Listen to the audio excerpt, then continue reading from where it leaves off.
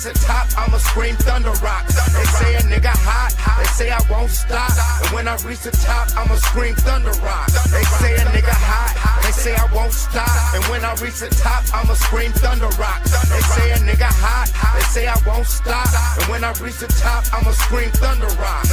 African dashiki, uncle around my neck, got his ISIS tatted on my belly, all about respect.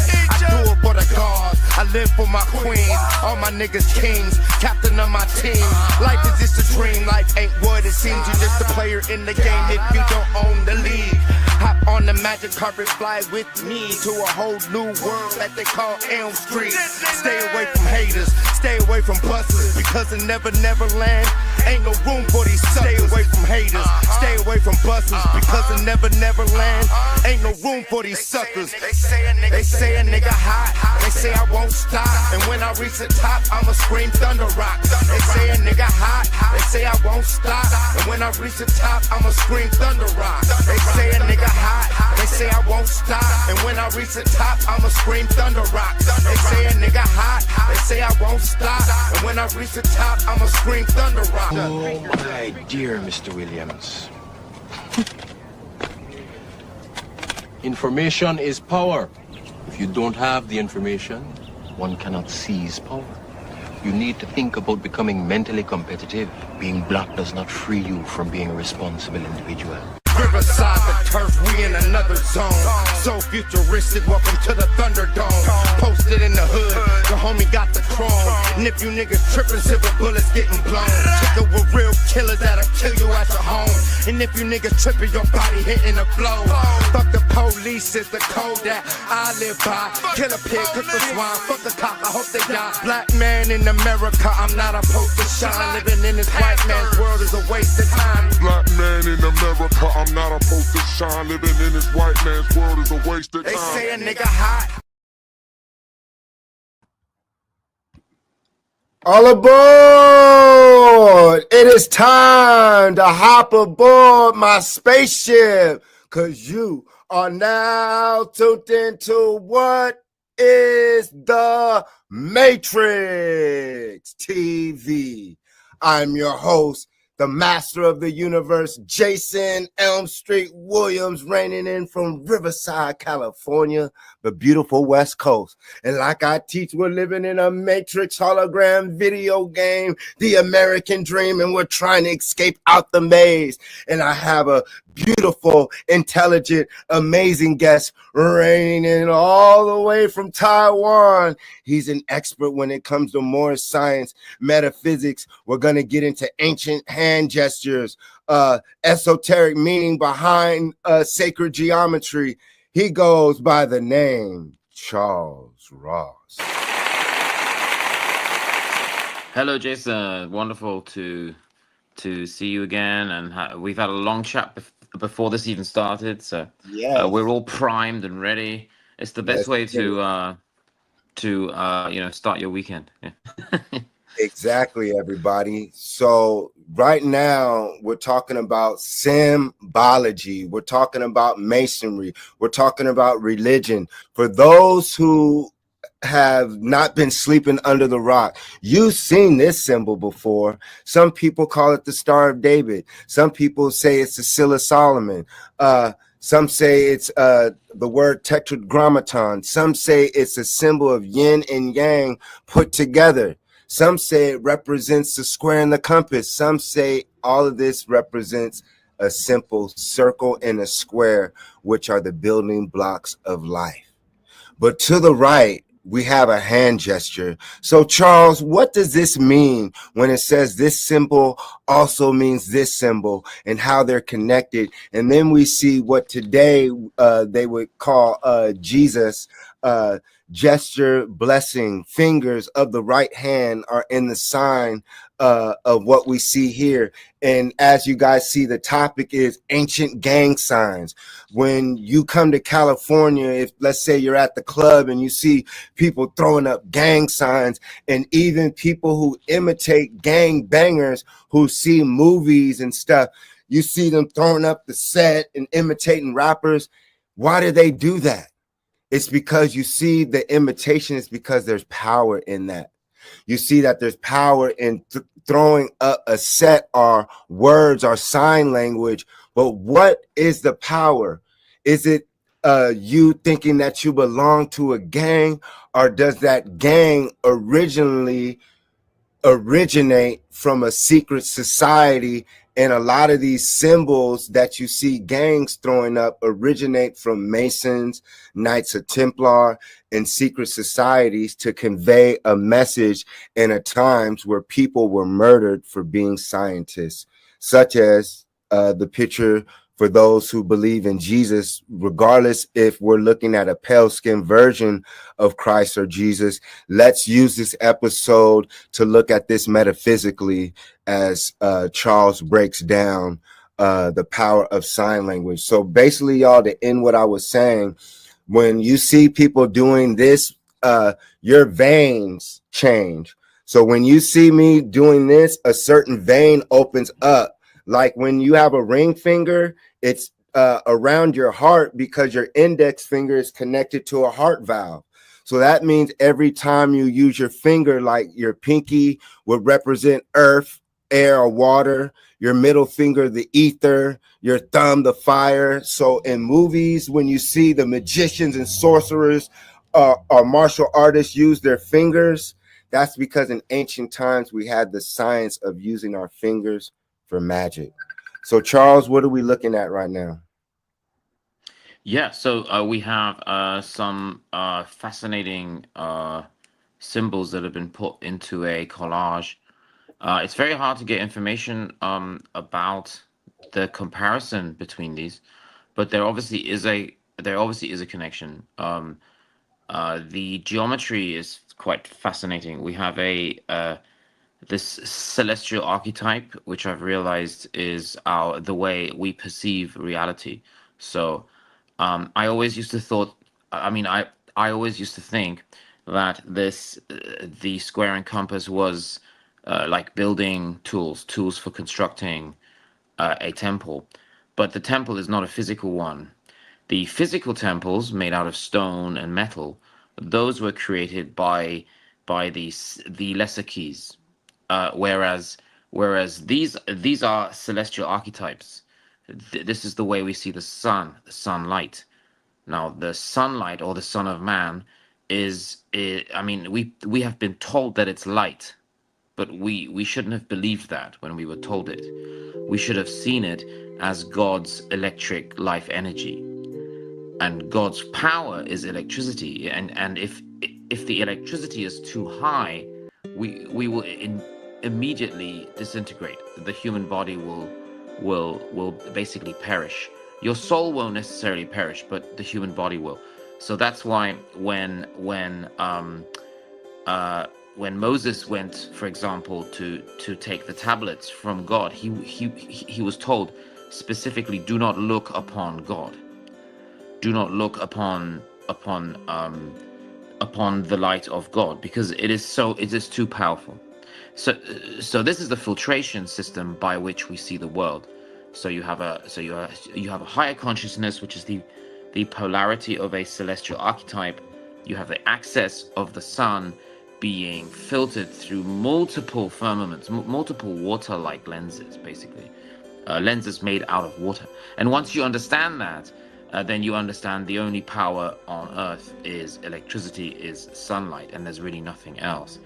So you have South Sagittarius, which is the archer, Chiron, centaur, descendant. These angles are also angels. That's why angels sounds like angles. Angles Then you have light. North, Gemini, Perseus. These are angel names. These are angel. Okay, they're not really names. They're just sounds we make. Yeah. Ascent, Albedo, Gabriel. We are just making those sounds, and you can turn those sounds into buildings. You can turn those sounds into wooden pillars if you want, or stone pillars, just by measuring the sound waves. Sound waves, Bluetooth, radio waves, television waves, medium length waves. Everything has been here for millions of years. It's got nothing to do with modern technology. This is ancient technology. What we call AI, the manifestation of pixelated information, that's all ancient. We are just revisiting it because we were reset because there was not a single good man left. So hopefully today there will always be a good man left because we are sharing the knowledge that creates positive energy. Positive. Yeah. So don't be scared of any symbols because they belong to everyone. They belong to all of us. Yes. If someone misappropriates a 5-pointed star, a 6-pointed star, that's their business. That's their relationship with God that they are having an impact on. Everything belongs to you. When someone says 666 is evil, it's probably not. It's probably 6 carbon, 6 hydrogen, 6 oxygen. It's probably the human body. They're trying to get you to hate yourself. So here you have these angles, which is light refraction every time. It's sound every time. A lot of this, you can't ask Google what those mean. If you put that into Google, they will tell you we cannot answer this question. This is not allowed. So there you go. We were talking about masonry. Yeah. Like Christ, for me, Christ is a mason. Now you can look at Christ, the dark. Christ was not a carpenter; he was a stonemason. Yeah, I believe that. Yeah. There you go. And so for me, he was a Jedi, a light bearer. You can say using knowledge as his sword and as his weapon. And so a magi, using your imagination to create your universe. And then if we see a picture many times of Christ doing this, certain symbology of hand gestures. So that's knowledge. This finger is also called the wand. This is Why your do you magic think, wand. And you can, and like even in E.T., even uses go it. home, that's the magic wand, exactly. That's the same thing. Yeah. And so right there, you're, like we were saying earlier, your fingers are your wands because your body is your temple. You are the magician who is asleep. So imagine if we went to schools instead of 1st, 2nd, 3rd, and 4th grade learning rubbish.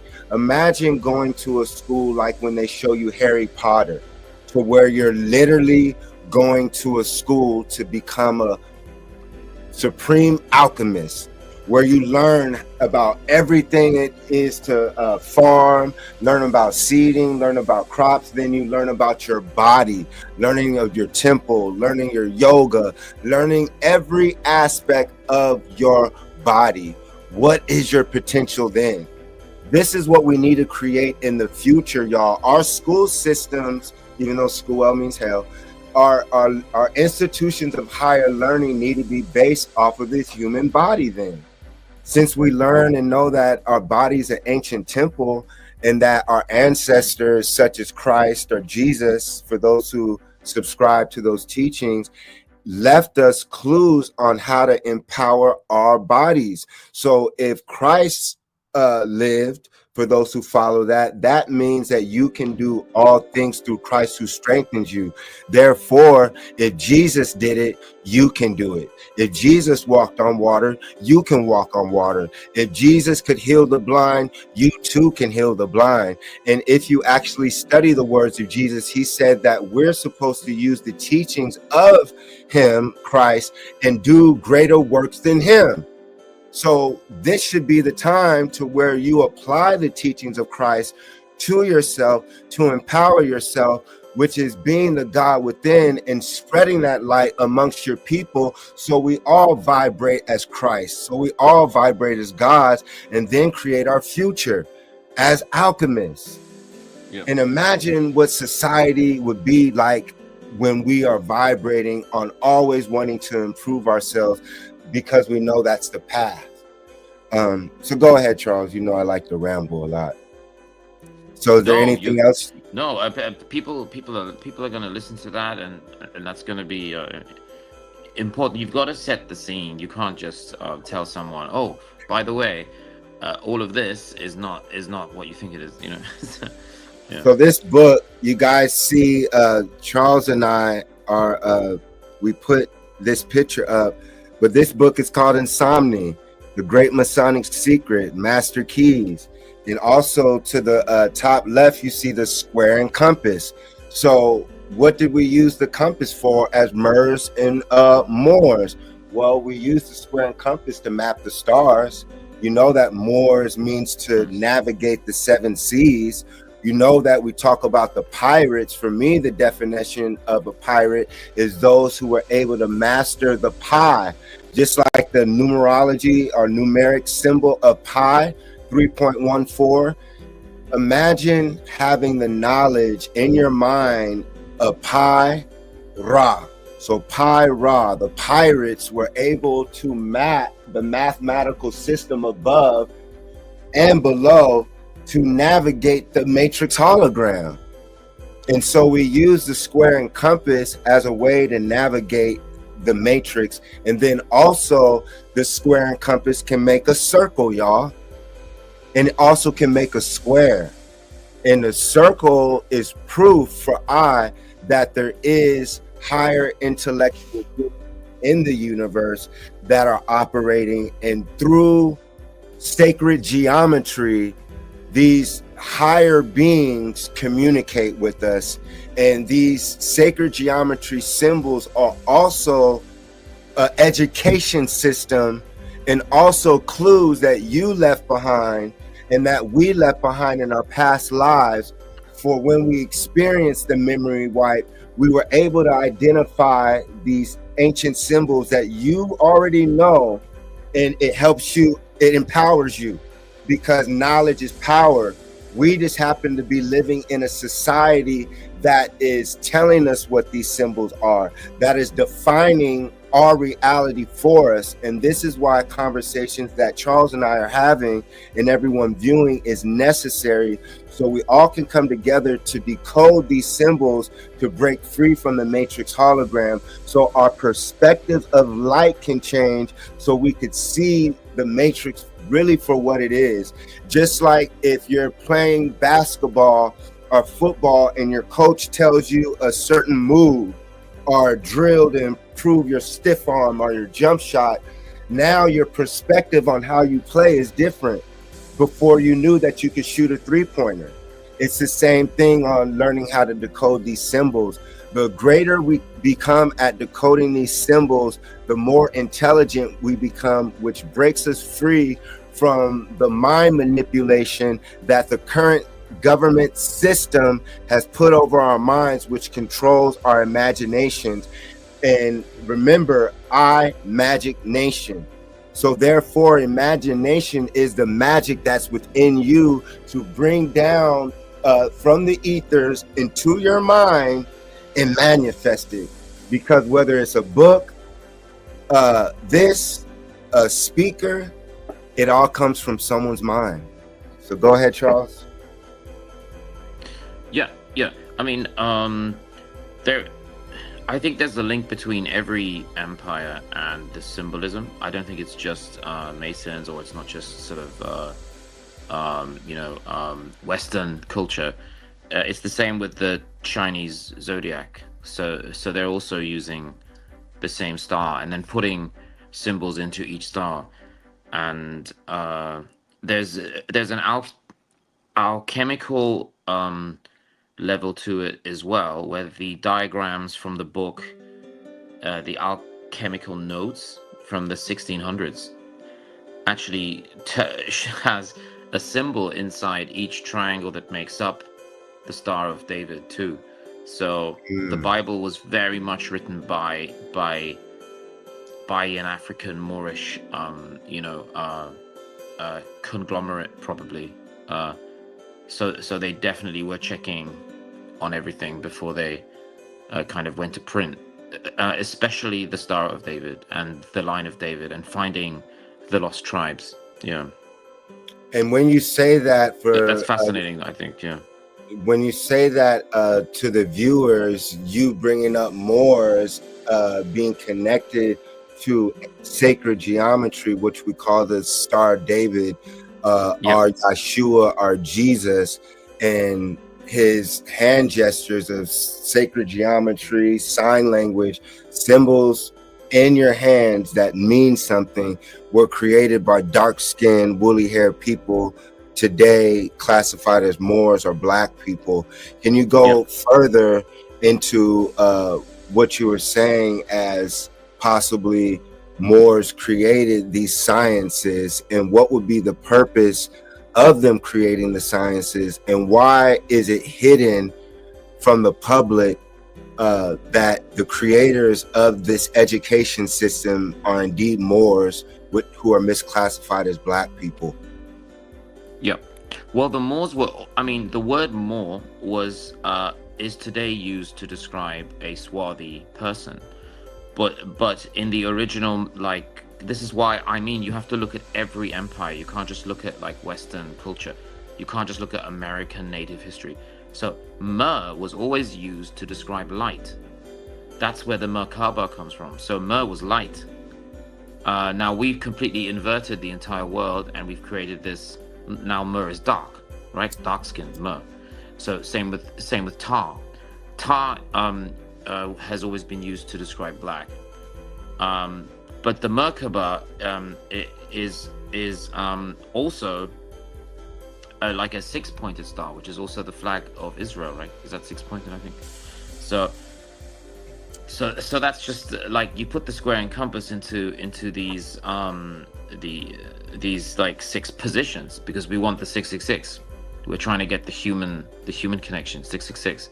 I mean, you think 666 is the mark of the beast, but what is the beast? You know, what is a beast? Is a beast a bird and a beast? Yeah, you know, it could be all kinds of mammals. Could be a beast, right? It's not necessarily like a monster, which is a completely different gematria. Yeah. So I mean, if you connect all of the words you say to numerology, that's what Hebrew does. So that's how you can find out if the words used to be the same word. So carpenter and stonemason used to be the same word. They just decided to pick the one that was wrong. Maybe intentionally, I don't know. So it's like if you fully connect with the universe, with everything, with every material world, then there is no dissection of things. So we are taught at school that, oh, there's a difference between light and sound. But if you refuse to believe that, then you realize that Mer is light, Ka is spirit, Ba is the body. So that's really all there is. It's light, spirit, body, Merkaba. So what do all we... of the other empires, ancient esoteric empires, already know this. They've known this for thousands of years. We're just kind of like rediscovering this old information. Yeah. So the symbol is found in Jewish culture too, the exact same one. It's the chariot of ascension. Let me go back. This right here. It's chariot of ascension. That's what it should be. The chariot. I don't know. But does anybody know that? I don't know. I mean, we're associating it with a very specific. I mean, that hand gesture that is this is Jesus, who's painted as a white man to be, I think, Borgia. I think Caesar Borgia. Yeah, he's the bourgeois. I mean, he kind of forced them all to paint his face into Jesus's face. Maybe he didn't like the black Moorish face, so he painted his own face into everything. I think Caesar Borgia was his name. I might not be pronouncing that properly. So yeah, what do you feel that... But this happens throughout history all the time. Like, Napoleon wasn't real. They just wanted it to be... they wanted to worship Apollo, so they created some fake general that didn't exist, you know. But so what do you feel... they didn't have anyone like you and me arguing about it. Everyone just accepted it because half the population couldn't even read, you know.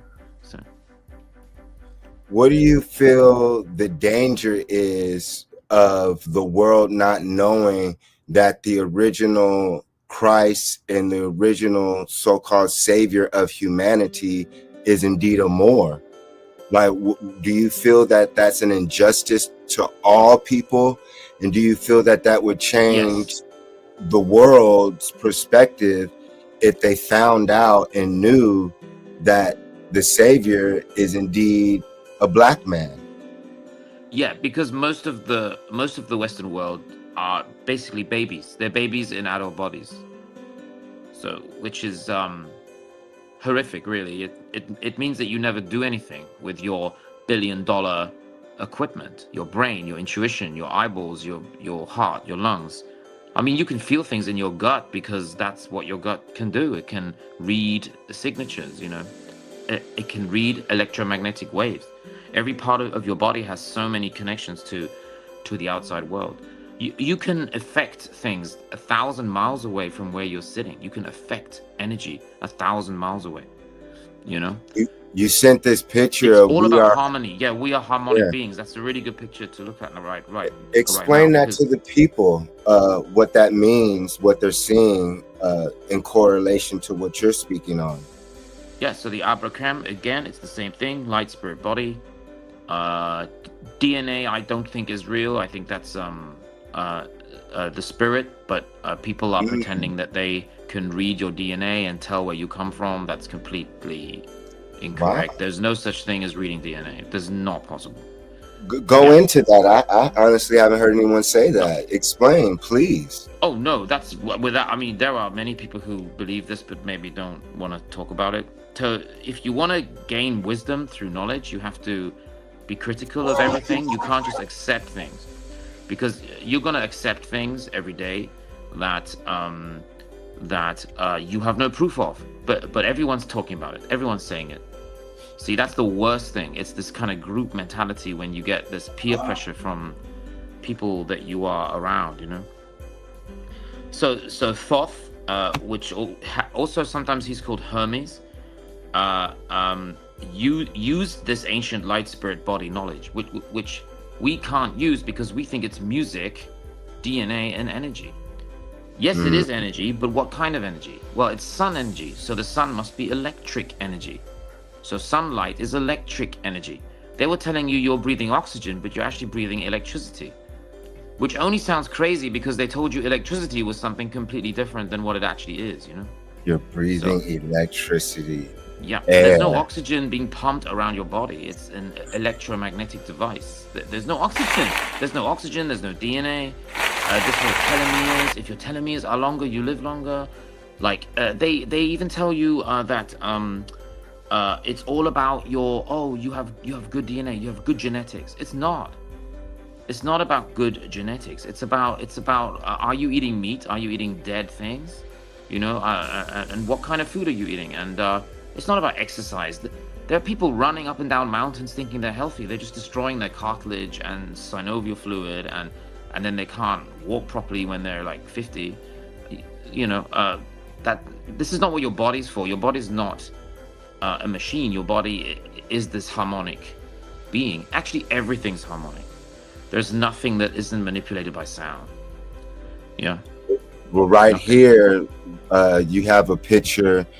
I wanted to ask, to the right, what are we looking at? I know we see crop circles to the left, but what was this picture to the right? Since we're speaking of the body being a temple, we're relating it to harmonics and that everything is atone. Coincidentally, y'all, the god, one of the deities of ancient Kemet, Egypt, is atone, or Atun.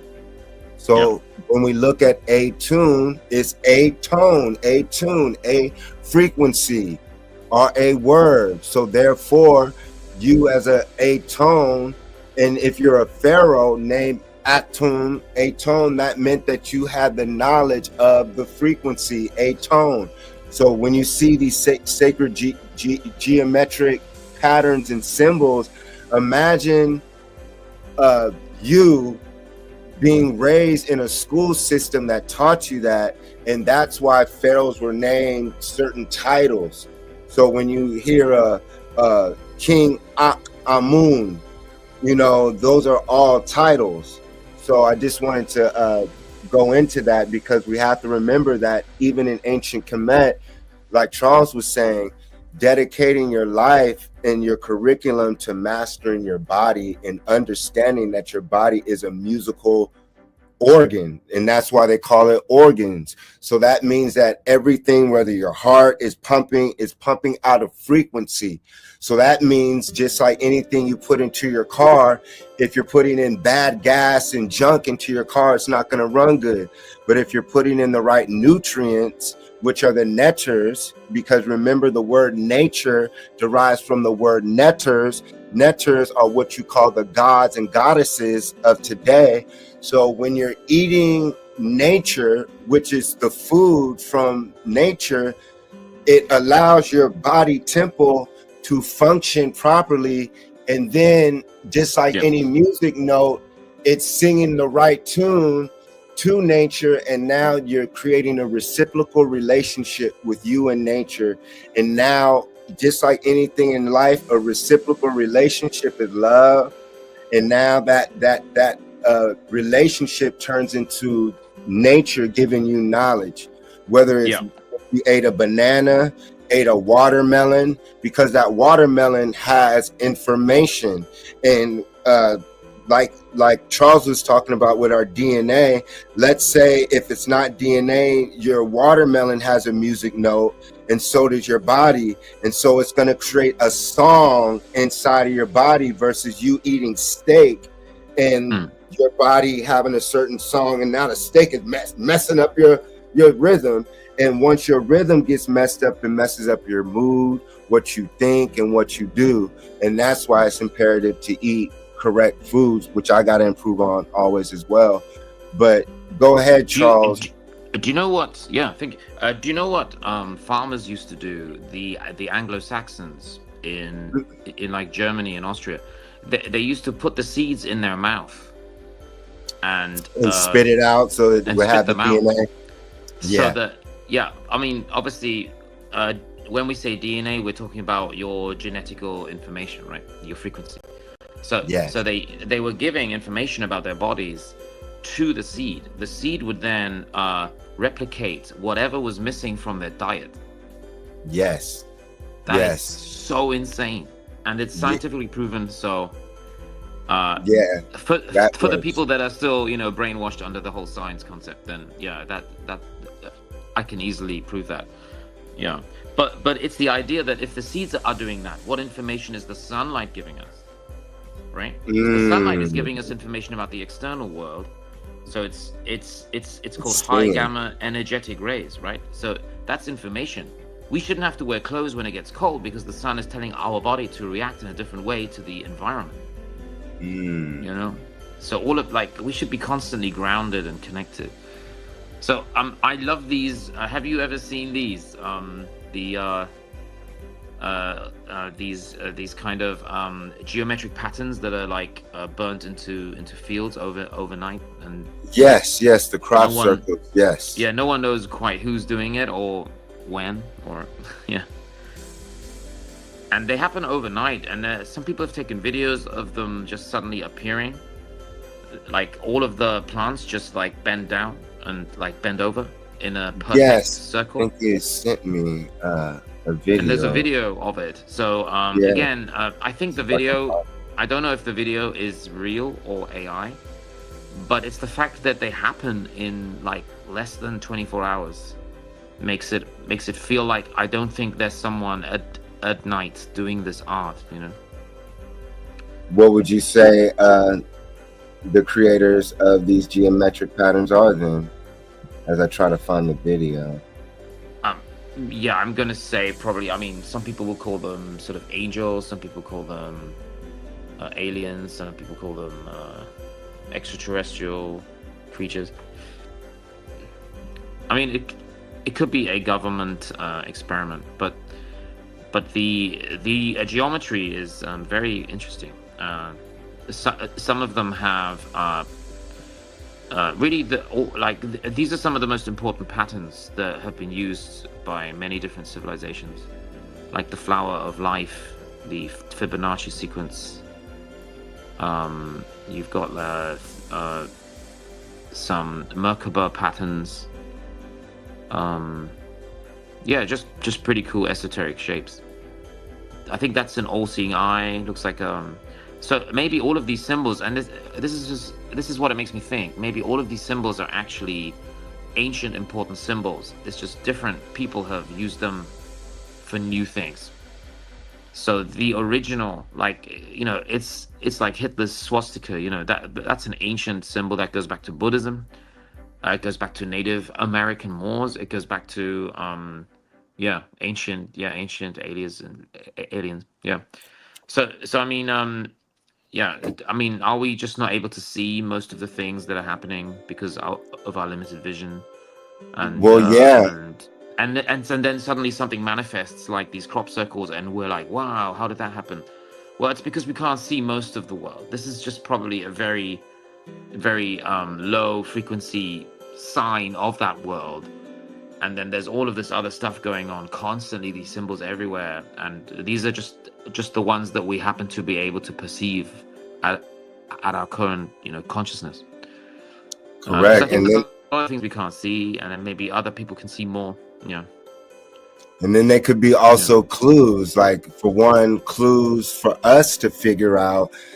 Even by looking at them, they could possibly activate our so-called DNA and give us knowledge and remembrance, because you guys got to remember, they didn't teach us this in school. So clearly, for myself as an educator, this is proof that there's another education and curriculum outside of what we've been taught in the class in mainstream society on what to follow as a script to base our reality off of.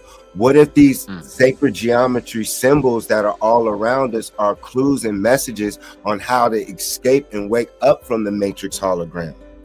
Because what are these symbols representing? If we've been given an education system that clearly today, regardless if we're in Asia, Africa, China, or America, it's a common theme that most people are unhappy with today's current government and current religions and society. People are just really fed up. So what if these are the clues of the other reality that exists that they're trying to hide from us?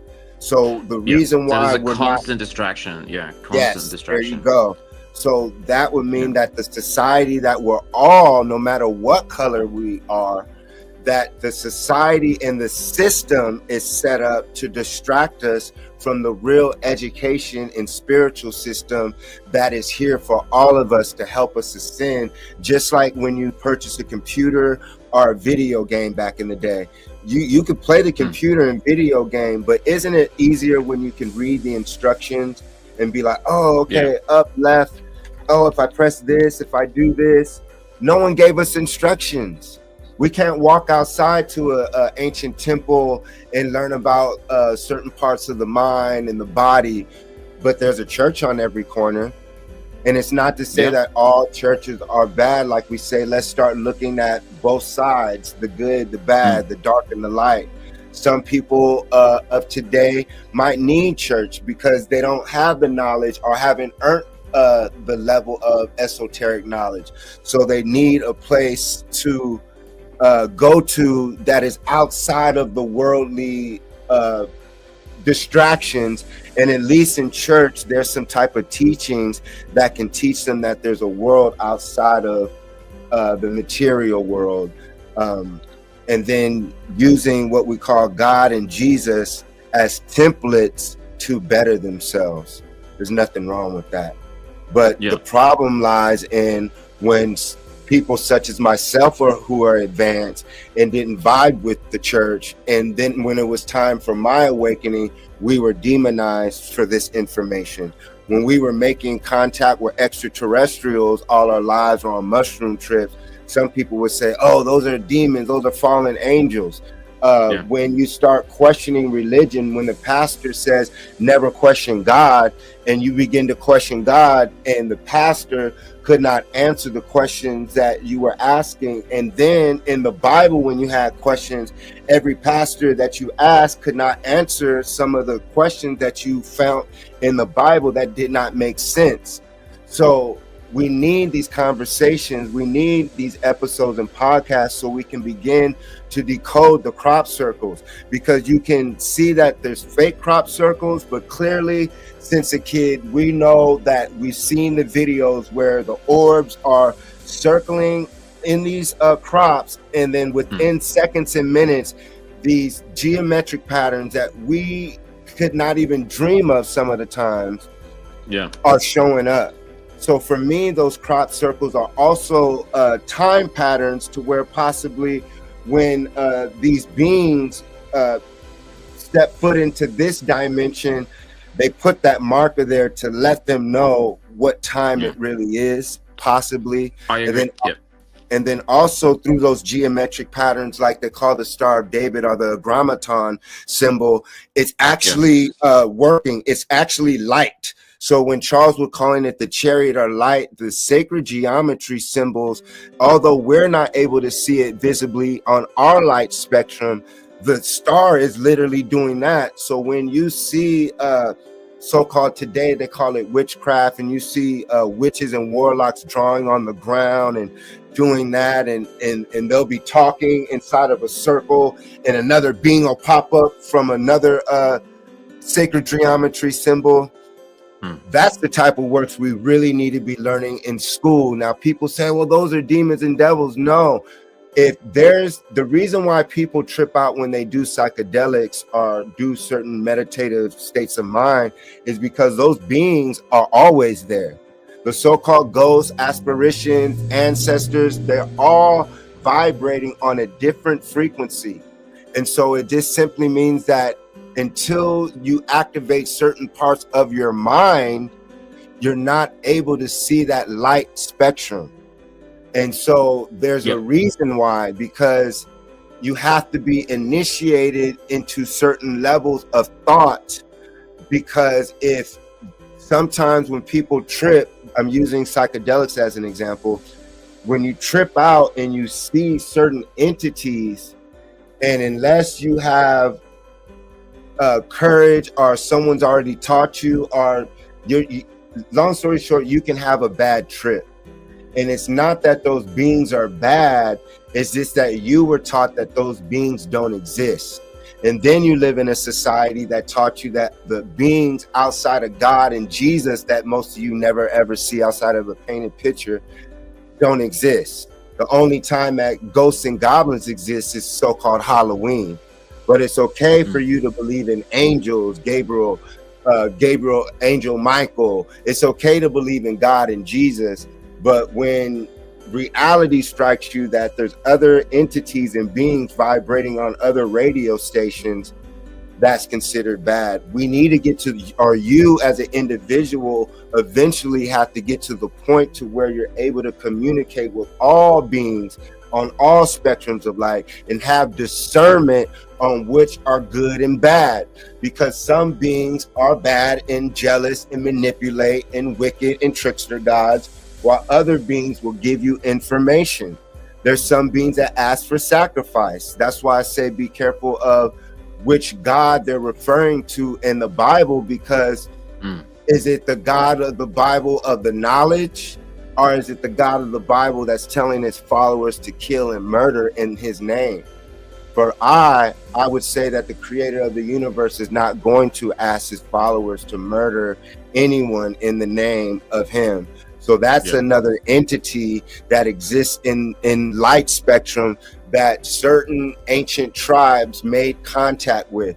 Example, that's why throughout the world you'll see pyramid structures and sacred geometry and civilizations that thrive off of meeting contact with extraterrestrials. Then you have certain tribes and nations that made contact with extraterrestrials that gave them information how to kill people, how to hurt people. And so that's why you have certain stories within the Bible and different religions of these beings coming down, whether it's coming up out of the waters, coming to the sky, and then coming down. But either way, making communication with humans and teaching them higher knowledge to become better, or information to become under these deities so that you serve these deities.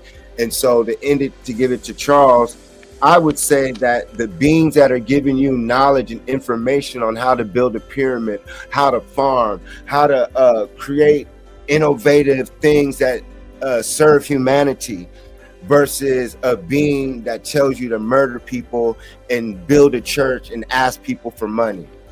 So we're dealing with different levels of beings that ask for blood sacrifice versus beings that are leaving you sacred geometry patterns, letting you know that you are not alone in the universe and there's a way up out of this reality into a higher reality of thought, and your thoughts become actions. And that's how we were able to build such structures as what Charles sent me right here, which we call star forts. Can you explain this picture right here, Charles? when we look at star forts and using sacred geometry patterns, not only in literature, but also in the land, carving or terraforming the land to create sacred geometry patterns that resonate voltage of electricity. And some would even say the star forts can turn invisible. So what is your knowledge on what people are looking at right here in the middle and into the left and right of them? Yeah. So we are living on the ground, and that's the inverted heaven. So yeah, so in front of us is a mirror. It's using water. Water is the actual mirror. The mirrors that we have in our houses are not really showing us what we look like. So water is actually showing us what we really look like. That's the reflective pool theory too. That's used within all the ancient Tartarian cities used reflective pools. So you see the reflective pool, then you see the ancient Egyptian obelisk, and then you have your instrument of sound, the manifestation, which is usually a temple, which we think is Roman, but actually those are in every country on earth, because every country has its own energy center. Otherwise the ground would have never ascended out of the water. Heaven is actually below us in the ocean. Above us is actually what we call hell, or Himmel, which is in German heaven. Yeah, Himmel, hell. So but it is all inverted. That's the funny thing. It's like it took me such a long time to realize that when you look at a star fort, you're not looking at something that was built to defend against some superficial military movement, incursion on your land. That's just the energy center that is created to pinpoint the stars above. There'll always be a star above the star fort in the heavens. The realm is not that hard to understand if you understand the basic concept of what a mirror is. So we have God the creator, and we have Satan, which is a different god, but both of these are created by the same creator entity. Satan only exists because God lets him exist or allows him to exist. I mean, when you talk about fallen angels, you're just talking about the angles that fall down, the light that falls down onto the ground from the heaven. So we are taught about this whole concept of being one small planet flying around the sun, when the esoteric belief, all these star forts are constant illuminations above us that don't move, that we're not spinning, there's no movement, but that we have this kind of sun idea moving around us, giving us these constant illuminations, constellations. So the star fort is pinpointing the star. Every star fort on earth is pinpointing the star. There's star forts every island nation, every country from the Middle East to Asia to Europe. We are told they were built by the Dutch for some military purpose. Absolute baloney. I'm not saying the Dutch wouldn't have built something that looks like a star fort. I'm saying that the star forts on Earth, those thousands of star forts, were not built by one military empire. Because when you look at like Angkor Wat, that's also a star-shaped structure. That's a very geometrical sound, built specifically to harness sound. They're basically bells. They're just large bells that don't have the hollow bell that we are used to seeing in clock towers, because that's a later appropriation of that ancient knowledge, those ancient creatures that came from the sky. Okay, because every empire has the same story. Every empire uses sound to create all of their architecture. If you even look at like Japanese fortresses from the 14th, 13th century, long before the Japanese had any kind of cannon, before they had to build a star fort to defend against cannon, those are also star forts, and they're built with water around them. And we are always told, oh, the water is to slow down the army. That's completely ridiculous. The water needs to come into the city. That's where the energy flows. That's what you use to wash clothes on a superficial level and drink. But on a higher esoteric level, that's where the energy comes from. Yeah. So every animal that is connected to water has all the tools that it needs to harness electricity. Yeah. everything that it needs to harness electricity. Ducks have beaks that harness electricity so they can create their own anode cathode. Everything on Earth is born out of this energy, this sacred geometry. It's a 5-pointed star. You're looking at a 5-pointed star, but everybody who looks at that is thinking, oh, that's a beautiful city built in that way, just in case it gets attacked one day by a very specific kind of field cannon. And I hope that as time goes on, people stop looking at star forts as military structures and as these signs of this ancient civilization that we can learn so much from. I think the people who built this are not humans. Yeah, we're not talking about humans. Yeah, look at those. I mean, you have those in America too, you know. Yeah, you guys look what some of these are in America while Charles is speaking. So the when he's geometry saying is there, so they're everywhere. It's the supreme intelligence. That's what gives us that. And then you would Charles, need a satellite, you would need a GPS to build a perfect star fort. That's not something built by humans. I mean, you can build a small one if you're a human, but I'm talking about the real ones, the ancient ones, you know.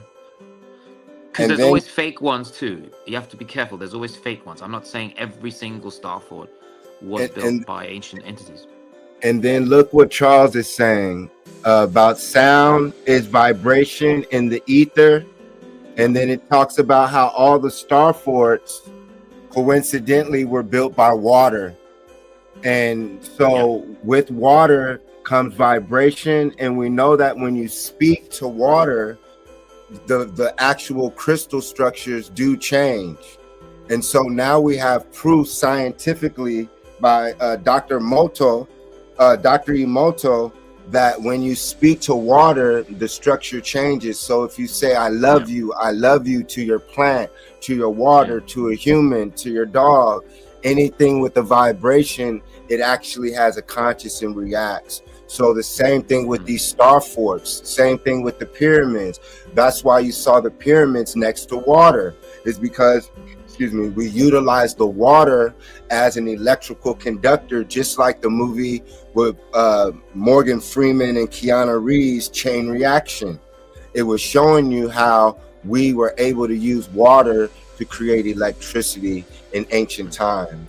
Once again, free energy. So imagine a star fort activated, what it was doing. They said that these star forts were actually used to heal people. So people would come and hear the sound vibration, like this picture right here that we'll get into. When you go into certain cathedrals today in the church and you see sacred geometry, those are healing. So imagine if you're in a building that is activated with sound. That's why the old churches had those big old pipe organs back in the day, is because you went into the church and you would lay down on those cathedrals that you see with the sacred geometry on them, and they would play certain notes with the music tones, a tone, and then with the light from the stained glass windows shining down on you, those are healing frequencies, healing symbols through sacred geometry. So for the cathedrals of ancient time, which today are converted to churches where they say you go to hear the word of God, you weren't in ancient times hearing a man tell you what God is in his version using a book. You were hearing the so-called word of God, which is a musical note, a sound healing frequency that when it hits you properly, it kills all diseases. There you go. It dis-ease. So then it creates peace, and then after peace is harmony.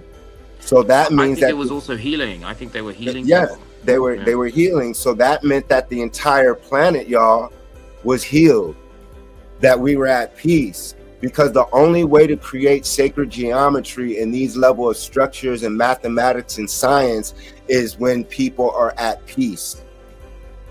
And so that's why it's imperative to study Moorish culture, because it shows a sign that there was peace on the planet.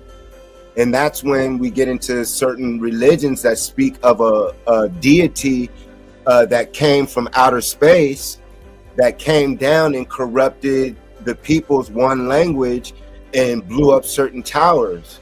And now you see the world in dis-ease, not able to communicate, going to church that are all about prosperity and not about true healing. So how can we receive the real information of what today they call God if everyone is not at ease? If people are dis-ease, they're not at peace. Because when you're at peace, you're able to receive better information. And like Charles is saying, the sun is always speaking to you. The sun or the songs of the sun are always singing to you, giving you vitamin D, communicating with your organs. So that means that your body is a temple, but truly an instrument, a musical instrument, a sound note that is permeating through the universe. But what is the sound that you're vibrating on? That's what you call an aura, y'all. Your aura is eventually what you're going to be able to read people. So instead of their color, instead of their class, instead of their religion, sexuality, what about being in a society where you're vibrating high enough to where you could see a person's aura? And that's how you can judge a person of where they're at that day, or what their overall aura is and brightness of what we call the Taurus field is. So go ahead, Charles, as I flip to another picture that you had right here when it comes to the Taurus field. Can you break down what the people are looking at? I think originally most of this information came from Egypt, and then you have the Akasha records, maybe the idea of an energetic imprint or non-linear time. So if you put multiple frequencies of the human voice, if you put the human voice together and you get a perfect tone, then all of that information can be recorded visually using various methods like ultraviolet reading, sonar, imprints, just the idea of sound manipulating sand molecules or light and water combined can create that image, basically turning sound into a feasible image. And if you add those together, you get these different geometrical structures, and when those are combined, it looks like a human face. So a baby crying is creating through sound and cymatics a human face. So that's electricity. If we think of light as electricity, our health depends on how much we reflect the ultimate frequency, which is the God frequency. So to get those frequencies right, we have to look at the 7 chakras. There aren't actually 7 chakras. There's probably like 144 chakras, but the main groupings of chakra all have a frequency. So if you have pain in a certain part of your body, let's say you have back pain, you got to identify where that is, and then a sound frequency directed at that part of your anatomy will fix that problem. So that sound frequency can then be much more specific. You can even go down to every one of your 34 vertebrae, actually, not 33, which I always thought was 33. But you can also then say, okay, so what instruments have people been using to heal themselves? And you've got the harp, that's like one of the first ones. And you have a piano. Everything is connected to your body because it was created in your image, and you were created in God's image. So even language, like every language must have come from human frequency, that is healing frequency, because we wouldn't say any other frequencies. So when you have the Rothschilds involved in kind of removing the royal families, and then you have the music industry not being allowed to use certain frequencies specifically to stop any healing process happening, then you start to realize that maybe that is really one of the most important things to learn about. And so in the Akasha records, I can't read Sanskrit, so it could have been removed, but there is the word meaning ether or spirit, which used to be like an element in the periodic table, and there used to be 144 elements in the periodic table. So I think that every element that makes up our known world is a frequency. Every part of the human body has a frequency, from the head chakra to the root chakra, and every color is a frequency.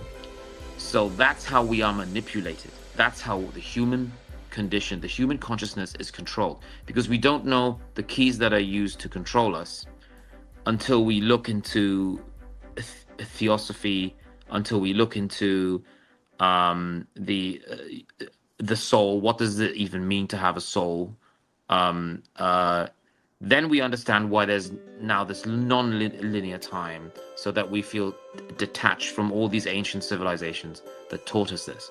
This is very old. This is like thousands of years of ancient Hindu scribes that have come up with this final kind of summary. I know, I see, I speak, I love, I do, I feel. How many times did you say that in the mirror? You know, I mean, referring to each other by our name, when you find out why that name was given to you, and how the people that subconsciously didn't know what your connection to your name was.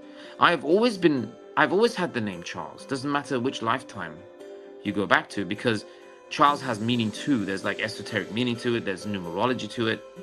I'm more likely to find freedom, or to look at things in a different way than other people. And then numerology and gematria is insane. If you look at the Hebrew gematria connected to like words like father, mother, and child. Did you know that all of those languages are numerology, like alphanumeric languages? It's just so crazy. So the word father is pretty interesting. So the word father in gematria, it's called, I think. So there's English gematria, which is a code that's based on the Old English alphabet of 24 letters. 24 letters, 24 hours, right? And so Jesus, the numbers that are the spells for Jesus, just for one example, is actually Jesus, because J didn't exist. And then we have like poetry is using that. So if there's a poem about Jesus, which there are many, they always have to use the number 778. So this implies that Jesus is the high priest. That's also the same number in English gematria. The Church of God is also the same number. So you have to use those words together to duplicate and triple the force of the spell. It's very real. This is very real. People build their whole lives on this. The royal families, they all build their lives on this. So yeah, I mean, it is so powerful that's how these ancient buildings were constructed. They were all constructed by demonic entities. All the physical, beautiful architecture that we say is Tartarus, that's all constructed by demonic entities. They were trying to recreate heaven, and they were caught by King Solomon in these lesser keys of Solomon. So the steps, the amount of bricks used, it's beyond human comprehension. The amount of bricks, the materials, even down to molecular structure of how they got Italian marble into Central central Washington, D.C. It never got there. It never came from Italy. They were able to manifest marble that cannot exist there. So nobody wants to talk about this. People want to talk about Tartaria and the beautiful temples, but they never talk about the geometry, you see? So this Baal is not Baal. That is Khnum. That is an Egyptian god, the god of creation. He has goat antlers, goat horns. And Knunos is the god of the Irish. So the Irish took their own god from Egypt, Khnum, arrived on the shores of Scotland, Scotia, Queen Scotta, and they used exactly the same god. He has a snake in one hand, the crescent moon in the other. And this is not Satan. This is not Satan. This is a creator god. This has probably got more in common with Yahweh than it does with Lucifer. Yeah. So let me show you guys a picture while Charles is talking. Yeah. Right here. So Father is 3, the number 3 in Hebrew gematria, not English gematria. So, yeah. So the numerical value of Father is 3. The numerical value of Mother is 41. The numerical value of the word child is 3 plus 41 is 44. There's this underlying language of numbers in Hebrew. And Hebrew gematria, that's where the word German comes from. So German was the second language the Moors created in Europe. The third language then was French. Then they created English, which is the language of the angels. So all of these languages were taken from the original Hebrew, not the modern Hebrew. Modern Hebrew is something that was invented in the 1800s. I'm talking about the original language of the Moors, what they brought to Europe. First, it was German. That's why German sounds more like Hebrew, like "Wie geht's dir, mein Freund?" You know, these words are very, very similar to Arabic. Obviously, we have the Hebrew, Aramaic, Arabic languages in the Bible too. Yeah. So this is all numerology. Everything, every word is numerology.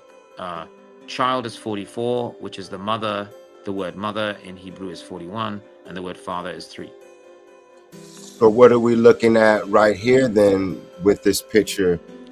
We know that the word sin was a moon god, but what are we looking at here with these two pictures, Charles, that you sent? Yeah. So this is the secret code of God. So the secret code of God is written like that. It's not some like spiritistic summoning demons or something. These sigils are not really. I mean, when I say demon, I'm just saying that because they're known as keys, right? But I mean, if you look at the Torah, you get you probably get like the complete opposite of the Bible, and I think that's why they don't want to say the name, because they don't really know the name. Most don't know the name. I think at the very top of these secret societies, you probably find out the name, but some people can't get to the top simply because of where they were born, who they are. You know, but these are just my theories. I don't really know any of this for sure. But yes, that particular one is a really important one. It's a star within a star. You got like a 6-pointed star within the 7. Now the 7 is the holy number. That's the number of God. And then I mean, we've obviously been told that the 6 is the number of sin, but then sin is actually just a god. It's just a god. So sin is not like doing something bad, you know. We have to cut out all of our negative language, this inverted Hebrew, which is called English today. It's not the language of angels, obviously, but it's inverted Hebrew Aramaic. So sin does not mean that you did something wrong, or that you've sinned. It's like atone for your sins just means that you have a tone that heals you. So your sins, which is the moon god, which is the dark energy within you, because you're also linked to the moon. You see, the moon is actually the female energy, but there is no male energy because the female energy is the only energy. There's no male man supporting the female woman. That's another lie. There's no You don't need the man to stand next to the woman because he's somehow supporting her. That is completely ridiculous. We can't think of men and women as being male and female energy. That's also ridiculous. We have to get away from that. It's not about your physical, like, sexual organs. It's about something very different. Male and female energy has nothing to do with, are you a biological woman or biological man? So Sin was a moon god, and it's got, and long before the Catholic Church kind of took all of these symbols to somehow help us remember everything. But then, half these people have no interest in esoteric knowledge anyway, so they're going to get everything wrong. I mean, what I'm really trying to say is that whatever you are told before our awakening, right, before the age of Aquarius, does not apply in this realm. This realm is inverted. The crescent moon is probably one of the most obvious Moorish symbols, right, on Earth. So the moon god is the female energy. So Sin was a moon god. It's got nothing to do with doing anything wrong. That's not where the word comes from. We're using everything wrong. We are using everything incorrectly. Yeah. When you say demons built some of the ancient structures around the world, are you saying that in a negative aspect? And because viewers are going to say he's saying that our ancient ancestors were demons. Can you explain to the viewers what you mean when you were saying demons? You felt built a lot of these structures instead of. We have the potential. We have the potential to be demons. Have you ever heard the saying, power tends to corrupt and absolute power corrupts absolutely? Yes. Right. So this is like an ancient saying, and that's not that old actually. It's like the 1800s. Now, the absolute power component implies the total unchecked authority over reality can be afforded us. Have you ever felt itch at the back of in your back, like there's something not right, something's missing? That's the beginning of the manifestation of your wings, because you want to move around faster, right? So the demons built as airplanes because they don't want anyone else to grow wings. Cats are growing wings all the time. They just delete those videos, What do we call a lion that grows wings? We call it a manticore, griffin. Yeah. But so why are there griffin sculptures on every church in the Western world? Because it's some kind of fantasy that everyone had? No, we have to look at it in the same way, however crazy it seems. So if absolute power can do one of two things: create moral decay, because now you can do anything, you can go anywhere and do anything, yeah, then you will lose those powers because you had your chance to use them, and then you will lose them. They are always the same griffin. It doesn't matter if it's China, doesn't matter if it's Venice, Italy, Beijing, Forbidden City. It's always the same geometry. This is the natural evolution of how you perceive reality. You can manifest, but you have to live long enough. You have to live long enough to really be able to learn how to do that. And I think talking about it is the beginning of doing that. And now, when you look at these ancient, sorry. Oh, go ahead. The ancient buildings are communicating information with you. They are not just beautiful buildings you can sit inside and take photos of. Okay? They are information through geometry. You look at an ancient building long enough, you will ascend far beyond anything that's happened before, because you know what that is. If you have a pain in your foot, just keep saying foot, foot, foot, foot, foot. That's called a mantra. That's ancient healing techniques. Foot, foot, foot. My foot hurts. Foot, foot, foot. Heal my foot, foot. Yeah. Later on, you won't have to even say anything because you can talk to yourself. You're told that talking to yourself is what a fool does, but then you're also told the first day of the year is April Fool's Day. So maybe the fool isn't a fool at all. Maybe the fool is the only one that's woken up. So absolute power. This idea of absolute power, like the created Joker. A demonic entity that wanted to make something on Earth that looked like heaven because they fell from heaven. They wanted to recreate heaven on Earth. Now, heaven is actually your body. So every temple is a human body. 2 courtyards, 2 feet, the wings. Unfortunately, we don't have wings, but we do have invisible wings that are sort of our like invisible body parts. Then we also have the courtyard. We have the higher sanctum, the inner sanctum, the temple. We have the mouth. We have the mouth of the cave. So I mean, every temple is based on the human body. But yeah, I have spoken on that before.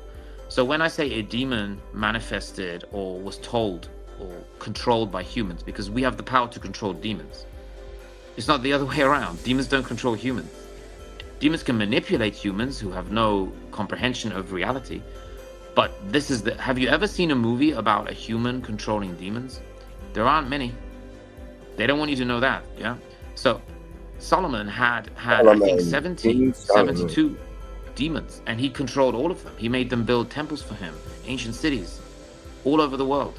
That's why they all look the same, because he's catching those. Yeah, this is a great book, by the way. You can get it in PDF format, I think, this one.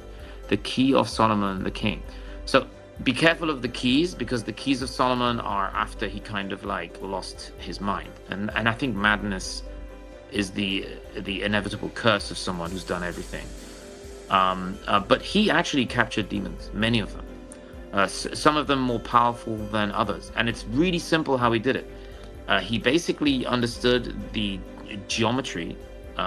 So he made sigils all over the world, like Stonehenge, all of these kind of megaliths. And then he used alchemical notes that have been kind of rediscovered by Yale University, I think, in the 1600s. I don't think there was a Yale University in the 1600s, so something's really wrong with our timeline. But what I think is interesting is that he was able to control them and make them do whatever he wanted just by having dead fish in the center. And the demon hated dead fish, so he said, put that away and I'll do anything for you. It's not a big deal for a demon to create a temple that could take you 20 years to build. It's nothing to him, because he understands the building blocks of this realm. He was there when it was conceived. Do you see what I mean? I mean, he's not going to be able to create another world for you because he wasn't part of everything. I mean, you may get a demon that is malevolent, that is trying to like hurt you, but why would he hurt you? You're literally the first person that's spoken to him in like thousands of years. So I mean, like Aladdin and Genie out there. Aladdin, they could catch these things in little objects, little like vases and lamps. The illusion is that everything's more powerful than you, when it's actually you's the one that's so powerful. Even to get here, how many things did you have to do? How many different creatures did you have to be to finally evolve to this level? You know? How many different animals did you have to be just to get here? You know? And then you've proven yourself over and over again. And it's knowledge that God respects. You know? Otherwise, all of these churches wouldn't be about reading books all the time. You know? It's knowledge that he respects. You know? It's the desire to help others that he respects. You know? It's a very well balanced reality, this one. Like nothing is free and nothing is too expensive to get. You know, if all you want is physical things, if all you're interested in is physical things, then that's all you'll ever have. But if you're interested in answers, if you're really interested in answers, then you have to spend your time thinking about, you know, your nervous system. Who are the 12 disciples exactly? Who is the angel Gabriel? You know, what is magic? You know, do you really need a wooden wand to be Harry Potter? You know, or were you born with everything already? You know, it's like we keep forgetting everything, you know, that we already have everything, you know. I mean, we have our eyes spaced perfectly for this reality so that we can see how far something is from our face, you know. I mean, you'd have to do more research into how these modern day symbols are used to make you buy things. You know, or like peripheral things that happen, like peripheral vision, which is a very big thing. And also you are manipulated by sound everywhere you go. So supermarkets are going to have a fast kind of music making you move and buy and purchase, you know. We are really open to our surroundings, and they are abusing it. They are abusing these symbols. Like red should not mean stop. Red should mean go, because red is the berry that you found in the forest when you were hunting and gathering for hundreds of years, right? And green should be calmness, green should be stop, red should be go, but they play that, invert that so that you make mistakes. The more mistakes you make in life, the more time they can waste, the more of your resources and time they can waste. Yeah, I think there are people paid right now to make your life hard, and they're getting paid a lot of money to do that. You know, I think if there's an accident on the street, it's probably been staged. You know, I think if there's like people fighting on the street trying to get you into the fight, what if you just look at them and say, I know what you're doing. I know you've been paid to stand there and to do this and to frustrate me and to lower my frequency. I know everything you're doing and I'm judging you, you know. Like, you know, walk up to people, say that, you know. If you're starting to realize that half these people are like NPCs, they have no internal dialogue, they're just there to stop you from finding out how powerful you are, walk up to them, right up to them. They'll never hit you, they'll never touch you, they'll never dare touch you, you know, because the amount of invisible esoteric attacks they will get from like your sentinels that you were born with, your guardian angels, if you know all of that, yeah, like they never mess with you. I mean, they have animals that look like human faces. There are animals in the Amazon that look like a human face. It's alive, but it's just crawling on the ground. Sick, weird, perverted stuff. You can catch them, put them into like a container, and you can put them onto your own face, and it'll stick to your face like it's another face. It's just an animal that looks like a human face. They have those now. I've seen footage of that now. They have those creatures. They are alive. It looks like a human face, but it's not a human, and they literally just transplant that onto your face. What is this that we're looking at right here? Yeah. So you can do that with animals. There's animals with human faces too, all over the world, man. Like, what is this picture you sent? Yeah. What is this right here that you sent? These two pictures. Okay, yeah. So there are. So one is, I think, one of the earliest maps. I think it's one of the earliest star maps. Okay. I don't know how old it is. Nobody knows, I don't think. I don't know how they got that, but I think that they were using these creatures to fly around and take photos, or maybe start etching. I mean, this is even before paper, so this is like just mud from the riverbed, and they started etching into it. I don't know how ancient societies knew the shape of everything, unless they were like traveling while they were dreaming. I'm not sure how they had maps already back then. Pretty accurate maps too. Yeah, I mean, unless they had balloons, maybe like early sort of hydrogen. I'm not sure. Yeah, but So if we they get had creatures that they flew on, like an avatar, where they can train these animals that can then fly them around the realm, large birds, or maybe intelligent-looking creatures. Like, this is obviously a very intelligent-looking creature. I have no reason to believe that this did not exist because of the sheer amount of nations that worship these. We call them a sphinx. I call it like a human griffin or a manticore. Why can't they? I mean, that looks like it's got a voice box. That looks like it could talk, you know. They probably have ancient knowledge. I'm not surprised that they are, you know, extinct. Because I think in the end, you know, low frequency humans, we like to kill things, right? I mean, that's what we end up doing. We end up killing everything, you know? I mean, there's more extinct species than there are species that still exist, right? Something like that. Yeah, but what would it have told us, do you think? I mean, it's got a crown on its head. This is a civilized...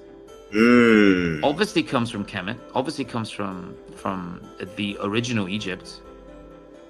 Yeah, I mean, Queen Khalifa was said to have thousands of these fighting for her.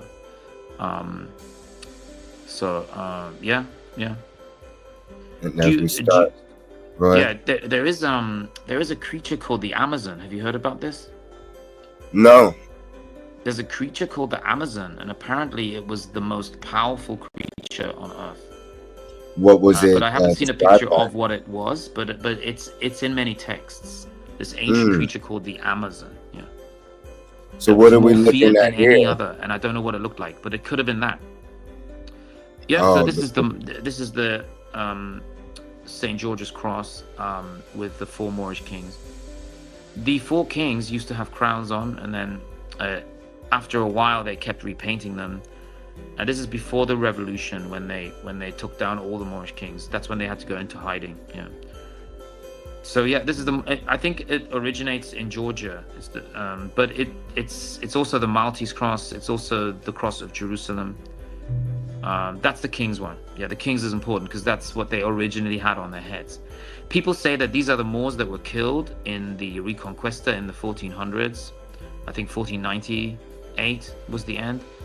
But I don't think they were Moorish kings that were killed. I think they were the original rulers of Europe. Yeah, I think Europe was an African continent. Yeah.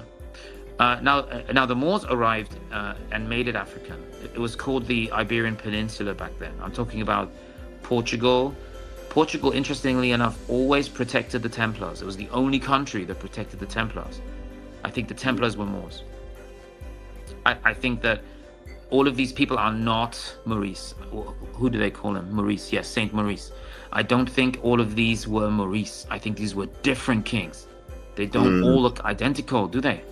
I don't think they're all the same person. I think they lied and called them all Maurice. That's Saint Maurice. That's Saint Maurice.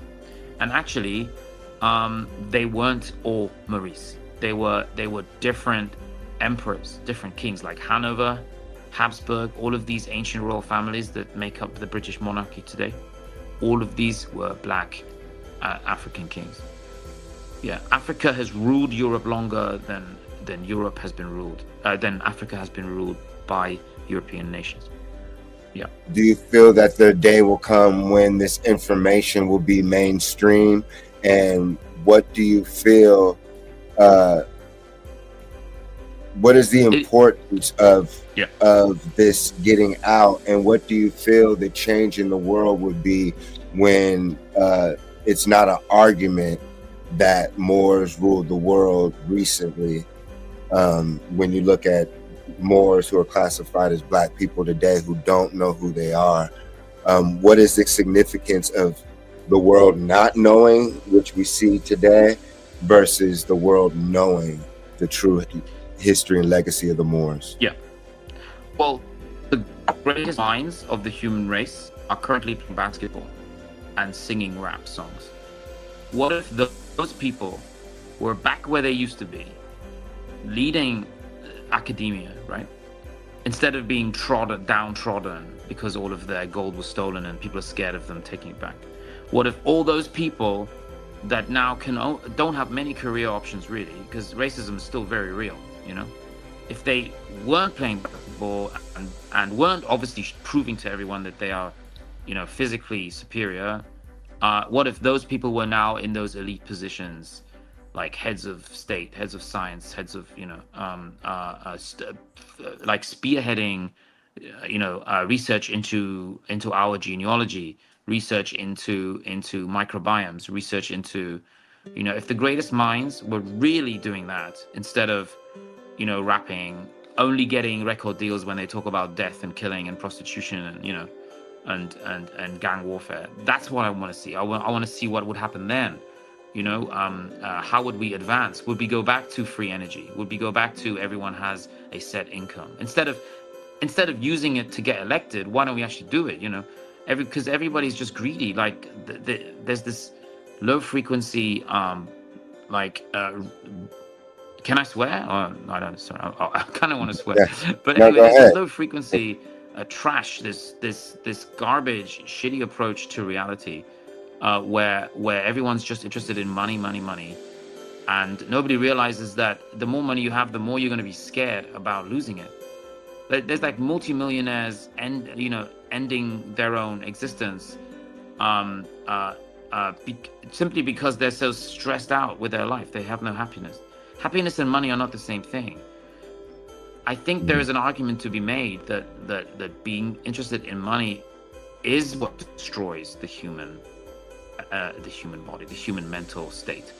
That money is this constant, like, satanic influence, the snake on the tree, you know, and it's different versions of the serpent on the tree. Every nation has the symbol, and it's all like backed by the same, you know, the same Rothschild hierarchy, and most countries just have to, you know, constantly read off the script, and it's a repetition. If you look at the Chinese zodiac, every year of the snake has exactly the same disasters on exactly the same day, because they're constantly duplicating the same narrative. They only have the Chinese Tartarian calendar. That's really what everything's from. The Babylonian calendar is the Chinese calendar. You can match up the symbols. They're just copying each other. They're copying the Tartarian Empire. The Tartarian was Tartar, Moor, and then Aryan, Caucasus, right?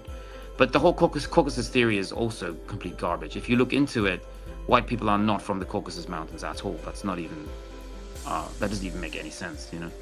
So don't sign anything that calls you Caucasus Asian if you're white, because you're agreeing to this lie, you know?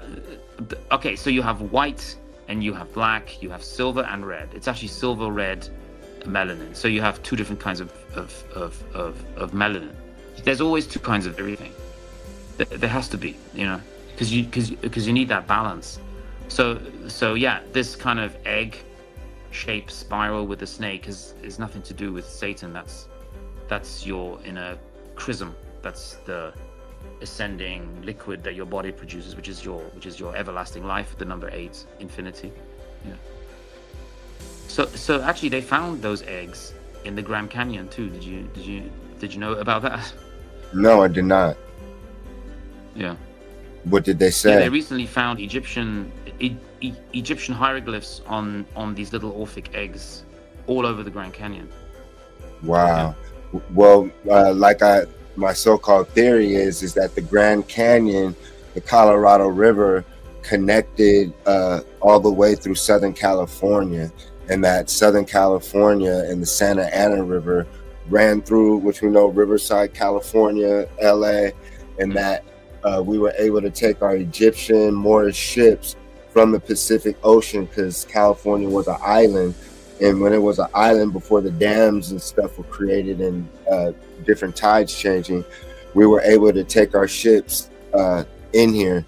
So that's why we find in Southern California ancient Egyptian names for all the cities, ancient Moorish names, and we see pyramids covered up, because Southern California is still Mexico. It's old Mexico up until recently with I believe the Guadalupe of Hidalgo Treaty, which changed California from Mexico to California. Therefore, this is old Mexico, and old Mexico is old Mecca.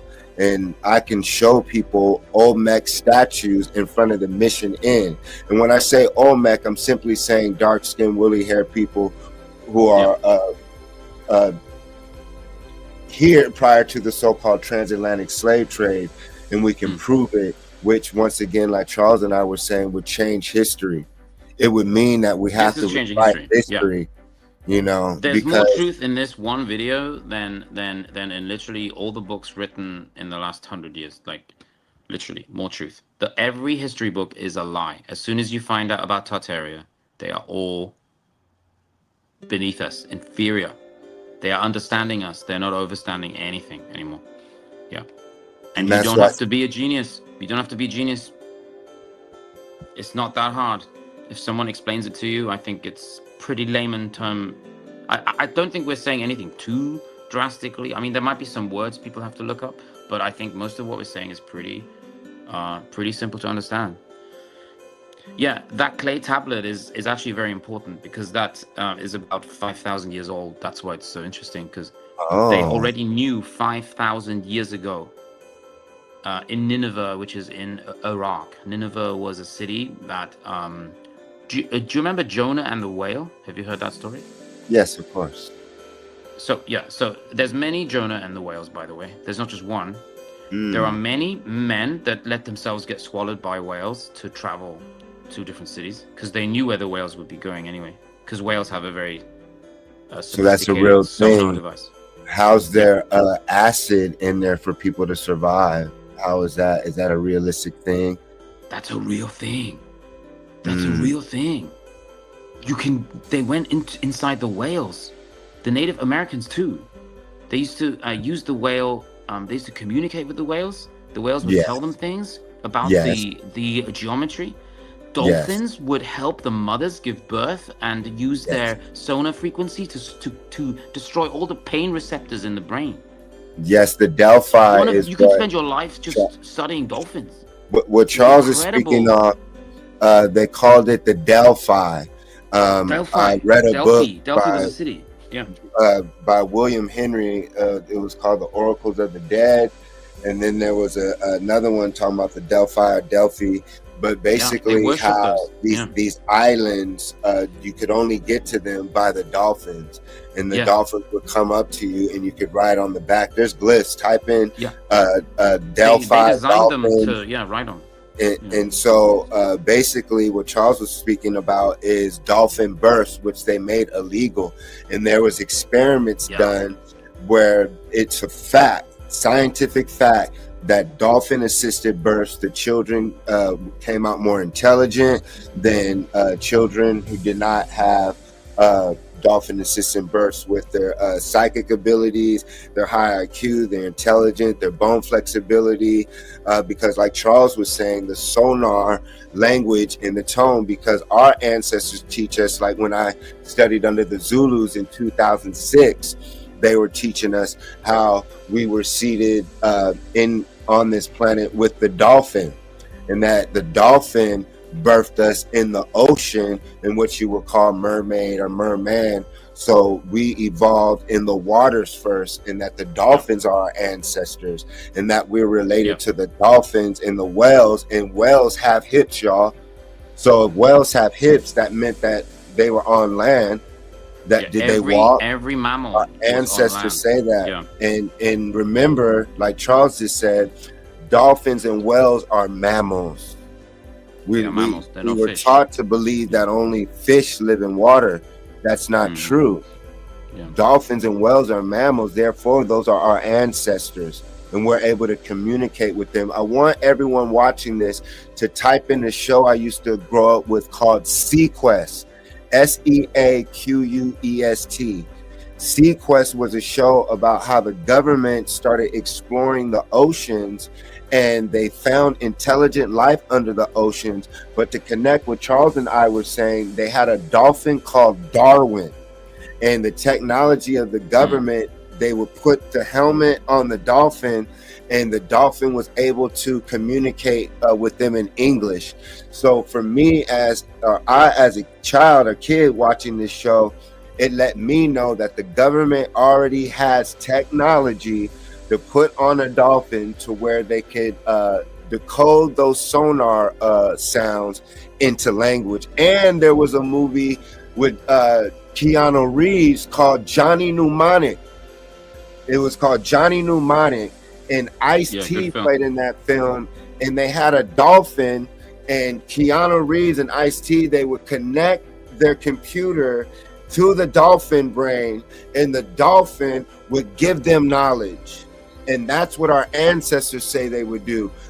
In ancient Kemet, Tamaray, in Egypt, they would flood the Nile and allow dolphins to come and teach. And they also would allow other, what we would call extraterrestrial, or mermaids or sea creatures, to come up to the steps of these ancient Egyptian temples when we would purposely flood or open up certain cataracts to let these beings in. And then you can study the Dogon tribe of Mali, West Africa, and they too speak of the Nomo, intelligent amphibious beings who lived underneath the waters, and during certain time cycles would come and have sex with these African tribes and have babies, and also teach these tribes about the stars. So throughout history, there's stories of aquatic beings living underneath the ocean, communicating with humans, and particularly Moorish African people. And eventually you find pictures of modern day Europeans riding with dolphins and being led to these ancient islands where they would be initiated into the esoteric teachings. And the reason that they would have them ride on dolphins, whales, killer whales, and things like that is because they didn't want anyone to know where these land masses were, which would make sense on which we were talking about earlier with Charles and I, with star forts. If you understood you could use water in dodecahedron technology off of angles of light going like this, you could basically cloak your city, just like in Wakanda. So that would mean that there's civilizations that still exist right here on this plane of existence that the government either cannot find or they do not want to be found. And that would mean that the Star Forge still exists, that the government cannot find, that I feel one day they will reveal. And then also that there's intelligent life underneath the oceans. And that's why they don't want us exploring outside of the so-called ice wall or just the ocean period, because eventually you would find other land masses with intelligent civilizations or other animals, just like the movie and the book called Gulliver's Travel. And you hear stories throughout time of shipwrecks and people saying that they saw a land of giants, or they went further than their radar and plane could, like whether it's true or not, Admiral Byrd saying he flew over Antarctica and that there were prehistoric animals that they say did not exist. So that simply means that the maps that the government gives us in school are fake and a lie. Just like how we know that North America, when they show you North America, they make it all giant, so it looks bigger than the continent of Africa or Asia. But in all actuality, you can fit so many countries inside of, you can fit North America inside countries in Africa, which means that North America is very small. So basically we're saying that there's other land, or I'm saying that there's other land masses out there. So when you see these star maps, I would say as above, so below. So possibly the stars that you see are a reflection of other land masses on this infinite plane of existence. And we were able to jot that down with jade. When I was in Mexico, I got an obsidian mass, and the indigenous fellow was talking about how our ancestors Olmeca would use the obsidian to scry. And when we say scribe, Charles was talking about that with using the obsidian with water to predict the future, and also read time. And also the Olmeca and Mayans used to put jade and another type of mineral or crystal in front of their eyes so they could directly study the sun without causing harm to the iris or the Osiris. And that's where we get the movie They Live, to where in ancient times and currently there were scientists who made glasses like Charles has on and used a different type of liquid inside of the lenses, which allowed the glasses to observe light at a different spectrum, like the movie 13th Ghost. So if you ever seen the horror movie 13 Ghosts, where they have on the glasses and they're able to see entities that are there, but when you take off the glasses, they're not. That's because there's glasses that still exist that allow you to see light at a different spectrum, which clearly our ancestors were doing, which allowed them to communicate with different entities and then allowed them to study the stars in astrology to predict the future, learn time, and manifest reality quicker. And so I just thought that was interesting, plugging what Charles was saying with the moon or diamonds or demons, not necessarily being bad, but also using your inner demons and using entities that exist to help you create things, just like we were talking about the genie out the lamp. And this is why I say the government goes throughout the world searching for treasure, but for myself, they're searching for ancient devices as well, ancient technology, because we're not alone. And this is not the maps that they show us with the land masses are not the only land masses with intelligent life. So for me, to pass the mic to Charles, that when enough of us want off of this landmass or out of this matrix, there's some type of call that your body makes. Like to the left, you guys see the torus field, how your body generates a torus electromagnetic field. Well, what if that torus field is conscious and you could send out an etheric message to other high-ranking civilizations and beings for help? And to me, that is also what the government is doing in the system, to bring our energy down to where we're not vibrating high enough to make direct contact with these great extraterrestrial beings, to call for help, to where we could straighten out this planet, to where we could live in peace and take the planet into the mystery school systems again, to where we're learning about high level science on how to master our bodies. And that's when we learn to fly. That's when we live for thousands, hundreds of years. Are those of us who are deserving get taken away and get to go to these schools. But either way, when we travel throughout the planet, we see that the temples are an education system of empowering yourself intellectually and empowering your body. And the end, we were able to destabilize our atoms and photons and neurons, because we're made up of electrical frequencies. We're simply a radio station. So if we understand that our body is an antenna and we can make contact, that's what they don't want. They don't want you making direct contact with what we call God, because you can receive direct information. And through my visions and studies, objects like this were like mobile devices to where you could talk to God, or I say Ra, or the mothership.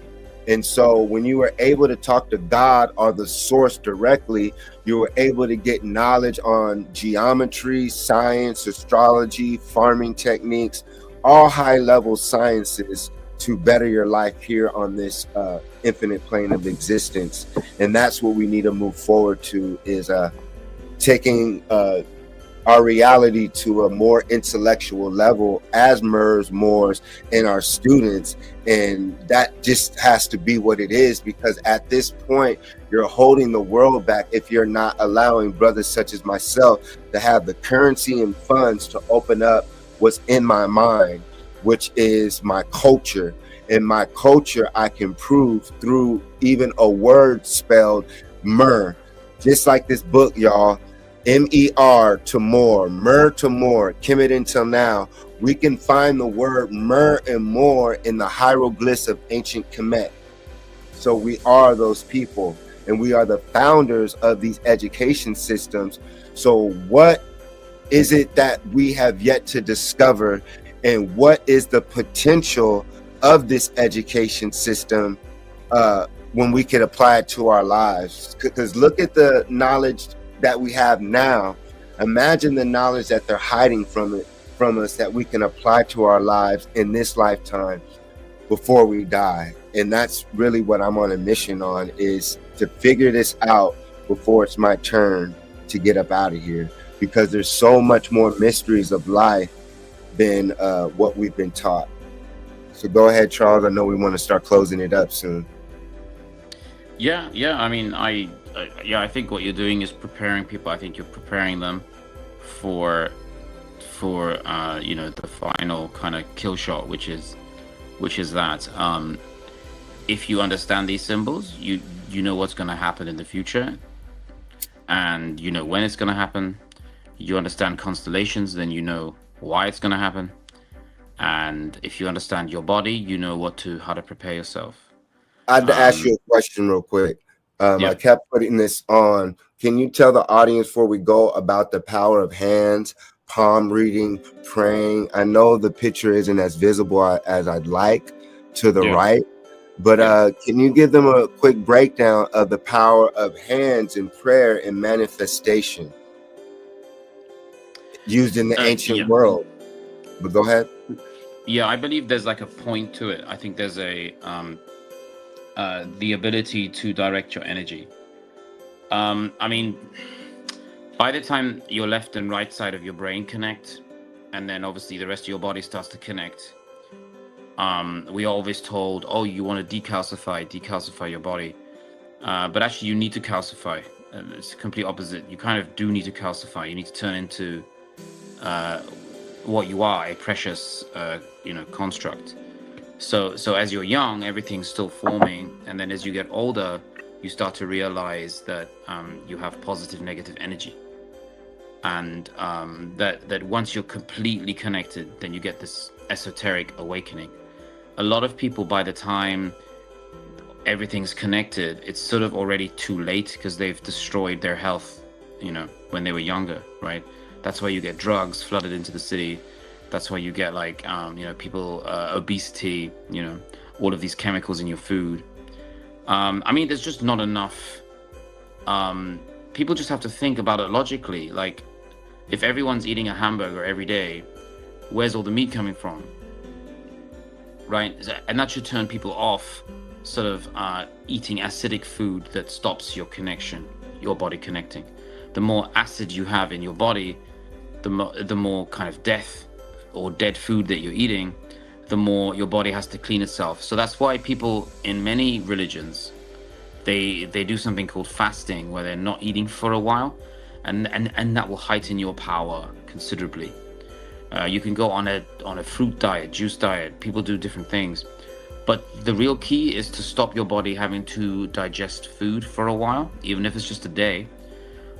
Most people would never consider going without food for a while, but every religion has a fast or Lent or some kind of period of time where they're not eating anymore. So if you stop eating, then you get this crazy, suddenly this kind of detox, and then after the detox, your body really becomes very powerful.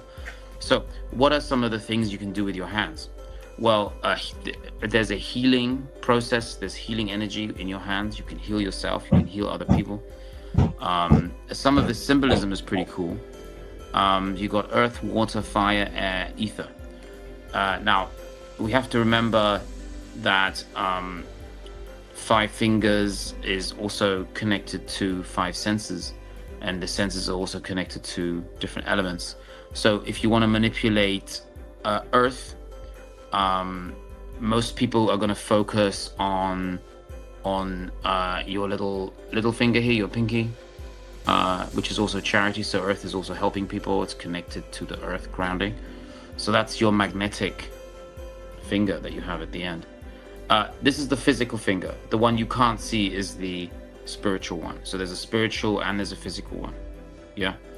So if people have had issues with, machine, engineers sometimes have their fingers cut off, that doesn't mean you don't have a finger anymore. It's still there. Animated. It's still there. The energy's gonna always be there because you are a perfect manifestation of God, God energy. Sorry.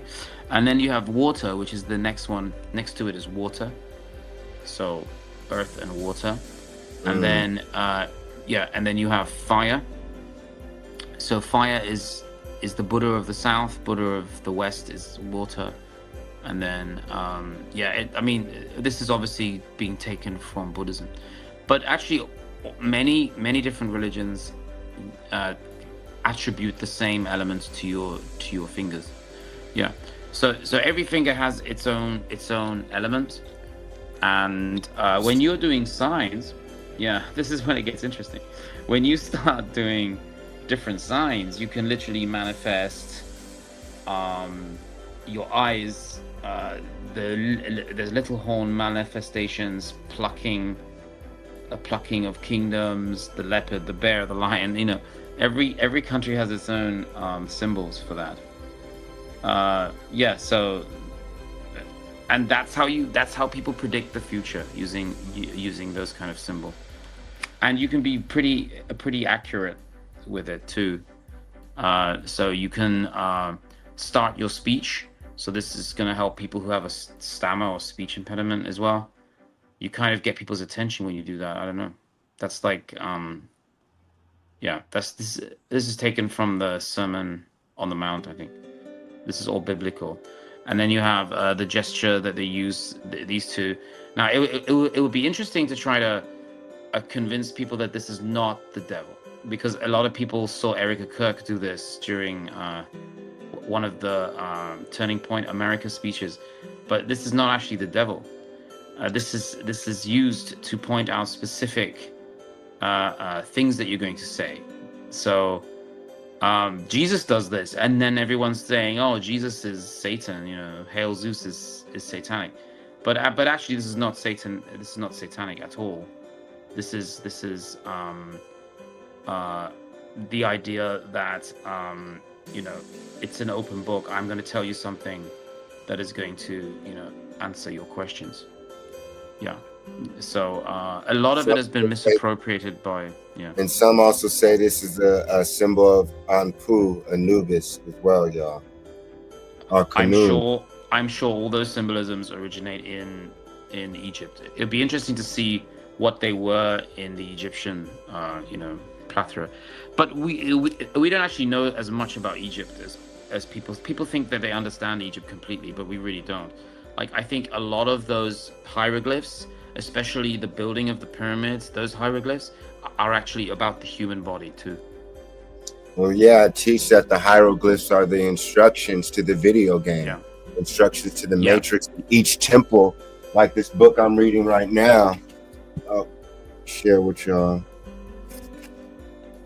Yeah, anything like that is definitely about the human body. It's not about some actual physical construction of something. Yeah, because there's one that I saw where there's 7 people, then there's 12 people, and so 7 people are really giant people sometimes, and I don't think those are real people. I think that's your 7 chakras, maybe. Could be your vertebrae. It deals with so much, all that. It talks about even the floor plan, y'all, of how you will walk through the light show. So excuse me, even what we, interesting. Yeah. What we call the inside of the pyramids, what Charles is talking about, that you would actually go through certain patterns of walking through, and it was a light show. They were using hologram technology on the temples to teach this. So when you see all this, so each temple was dedicated to, like Charles was saying, the human body, the human mind, each deity. So when you're going through certain temples, it's all about knowledge. It's all about becoming God, initiated to become a God, the most intelligent being you could possibly be. And so there's degrees you have to take, just like anything in life, initiation to the highest degree, because Kemet was an ancient university. It was a knowledge center to where people around the whole entire planet came to learn about the human mind. So let's say when you definitely about the human mind. When you fly over ancient Kemet, you're not just fascinated with the pyramids, you see how large the temples are, and then you see an aerial view on how the temple is literally a human body. Literally, when you look at the majority of these temples in ancient Egypt, they're set up as a human body. So when you're in one part of the temple, you may not understand it, but from an aerial view, you're in the temple of the head. And so those priests are professors or teachers.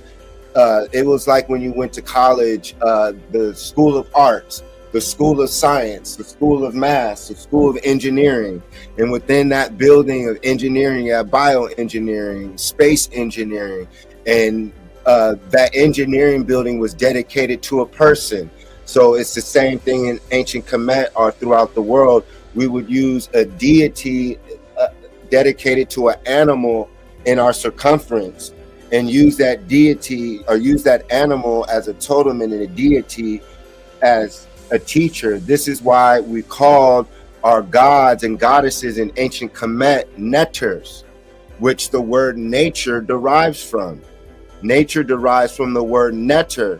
Therefore, the term nature is your greatest teacher derives from El Kemet, because the gods are in the form of nature. The sun, the plants, the dirt, the oil, everything, the squirrel, the rabbit. And we had, the rabbit was called Weenut, W-E-N-U-T, or Weenet. It's the white rabbit deity of ancient Kemet. So when you see them use the white rabbit in symbology, it all goes back to you, once again, using nature as your greatest teacher.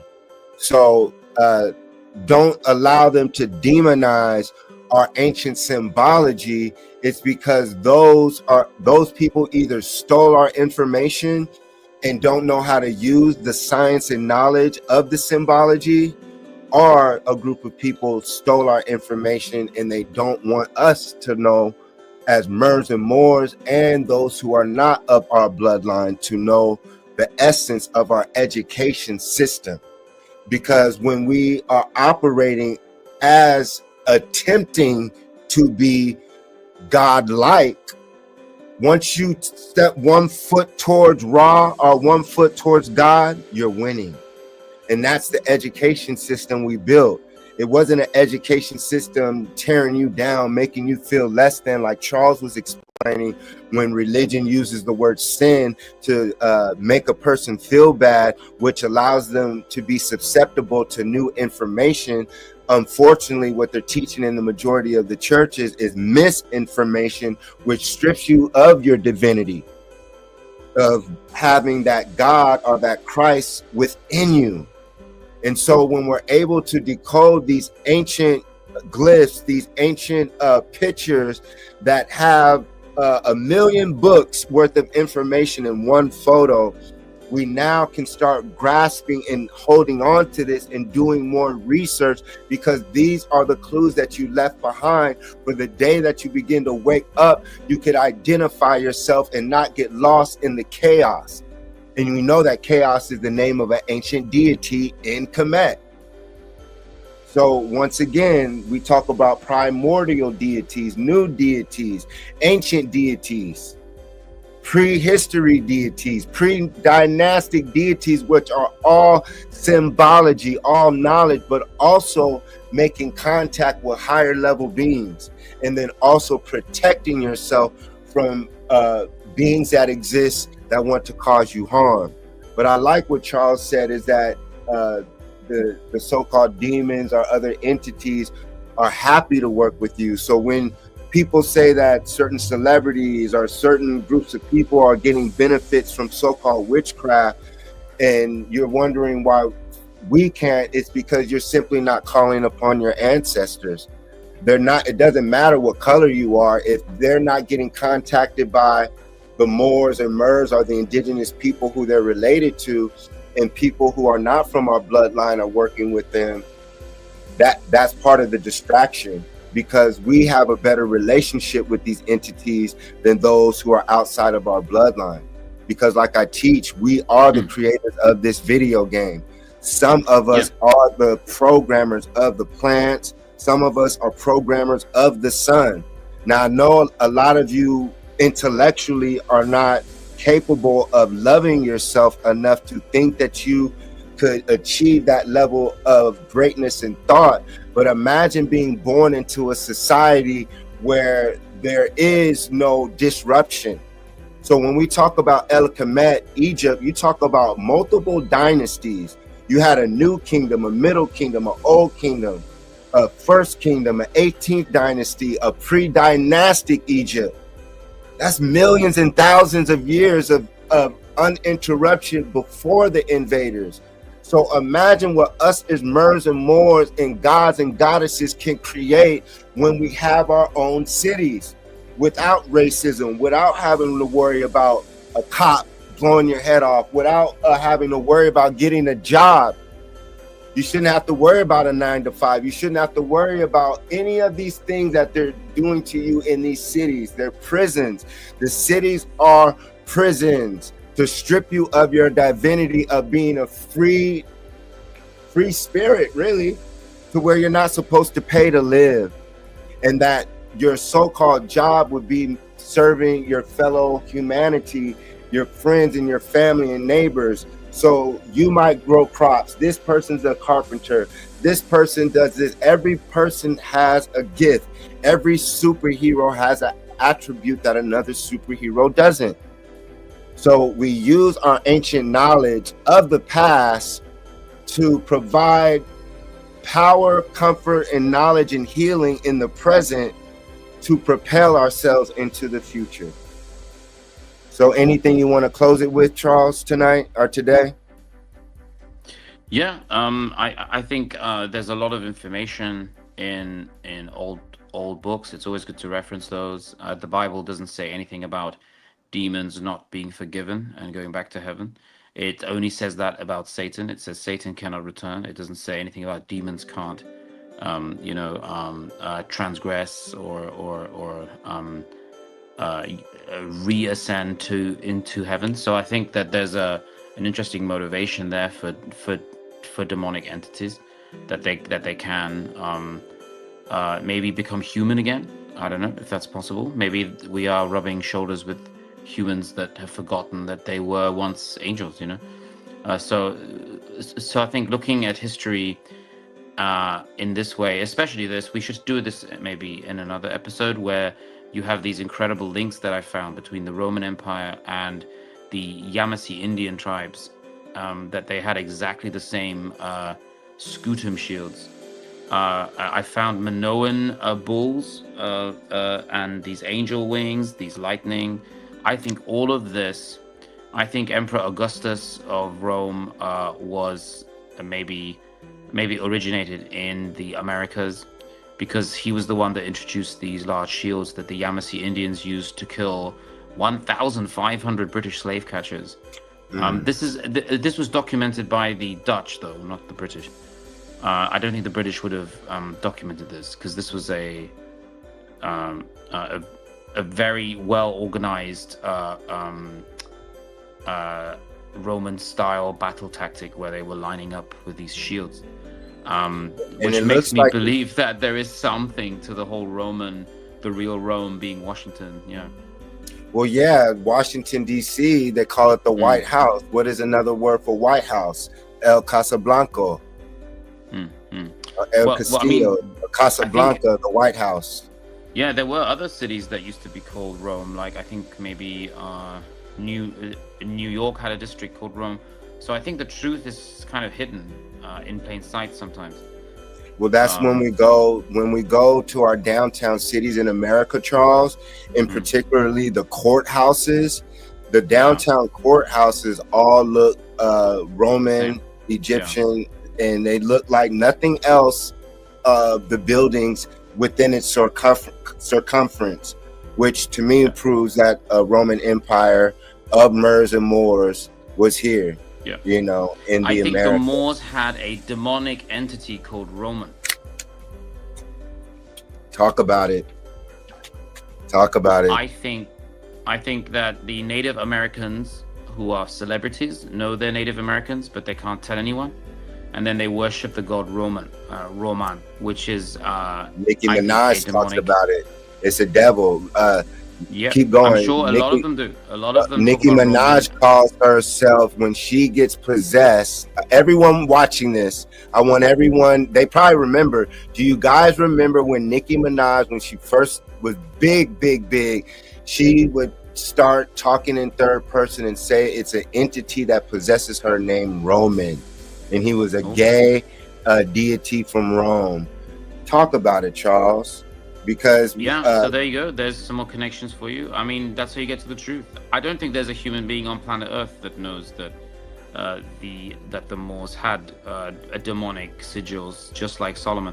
So I mean, Solomon was black as well. Come on, let's be honest. Solomon may have been, a name given to more than one of these higher esoteric Moors that actually turned the sigils into ways to manipulate demonic entities like Roman to start building these cities. And if Roman wanted all the cities to be called Roman, like Alexander wanted all his cities to be called Alexandria, then that makes perfect sense, because they're going to be a little bit, selfish about, who's going to use what name. And then maybe the name Moors also comes from that name Roman, or maybe Roman is a reverse, gematria version of the name Moors. Yeah, is Rome. And who is the god of the Moors? These could also be those captured entities. But that's a great connection with Nicki Minaj. If she's saying that she has a spirit entity called Roman, then she may know more than most people expect a pop star to think. Because I think staying in power is all about having secrets, maybe. So that's very interesting connection. I've got to look into this more because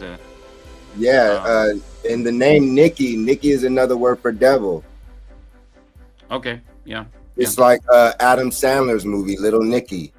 So she taught the black girls. She did what Little Kim couldn't do, which was popularizing being a slut, a hooker, and then taught black girls to be Barbies. She calls her following Barbs. What is a Barbie? It's a doll.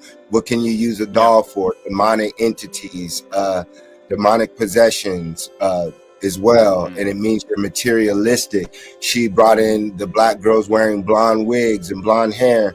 And then she brought in the bisexual movement for girls.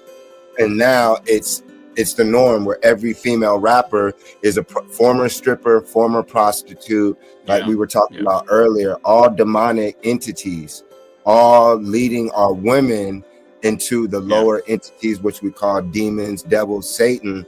And the moment our women, which become mothers, take on that culture of the system, they then teach their children. And that's what we're dealing with. We're dealing with a society where most of the women who are now mothers are possessed. They're possessed by the devil. Well, that's right.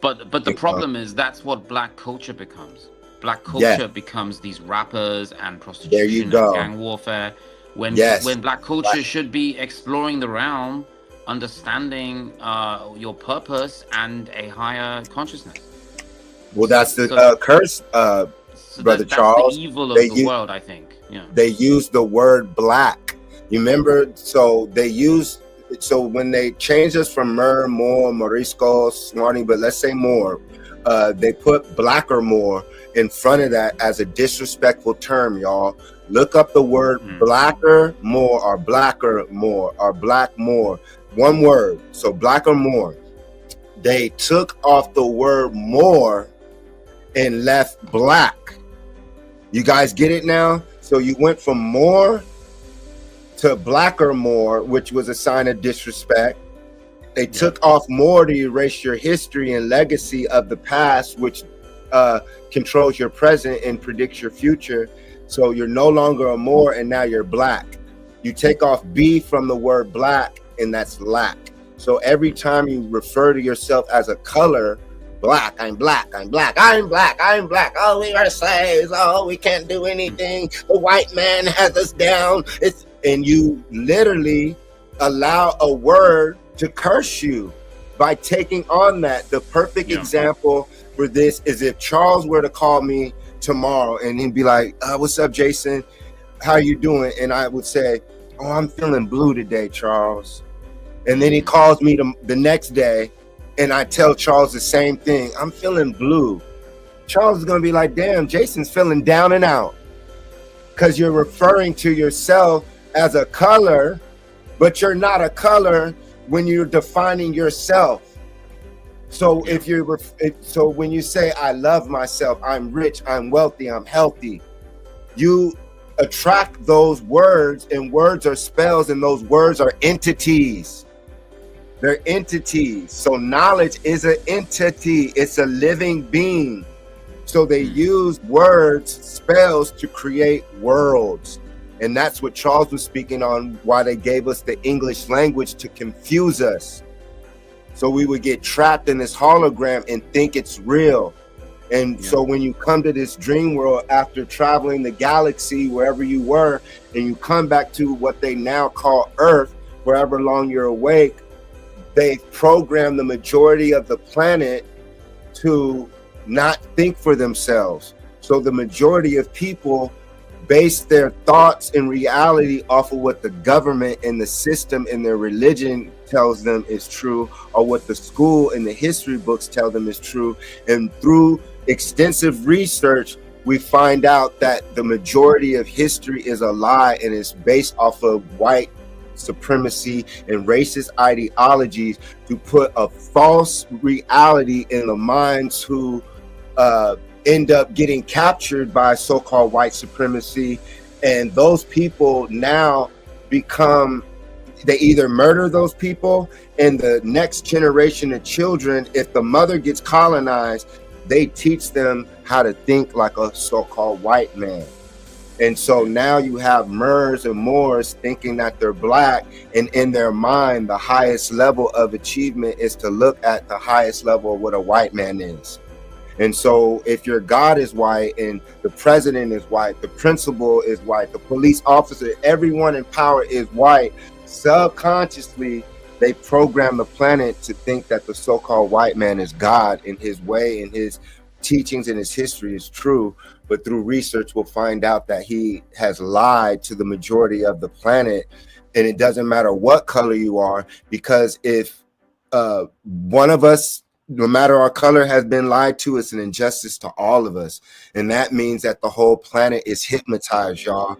For those who have encountered the American colonial system, and clearly it's been going on for ages, this system that is in place to hide the legacy of the Moors and Moors.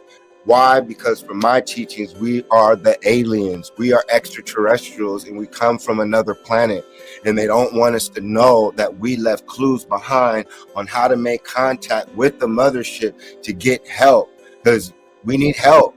And so when we find out that we're not alone in the universe, whether it's the stars or other land masses or other civilizations underwater, if we can make contact with them for help, that is a solution. And that's not a pipe dream when we learn that we're not alone, and that you can use your vessel, your body, to make direct contact with entities for manifestation. Now what you do with that is up to you. But like I say, from my teachings, when you do effed up stuff happens. But when you walk in that light, but basically for me, I'll say this: walk in the dark. You have to walk on the dark side, so you're not afraid of what exists. Don't be afraid of the dark. Like the Nickelodeon show used to tell us. It was a show called Are You Afraid of the Dark on Nickelodeon, and it was campfire horror stories, but at the end it was funny. So it was teaching you not to be afraid of the dark side and create your own light. And so that's when you learn about the dark side and the light, and you in between as Ma or Maya or a mother. You have a mother.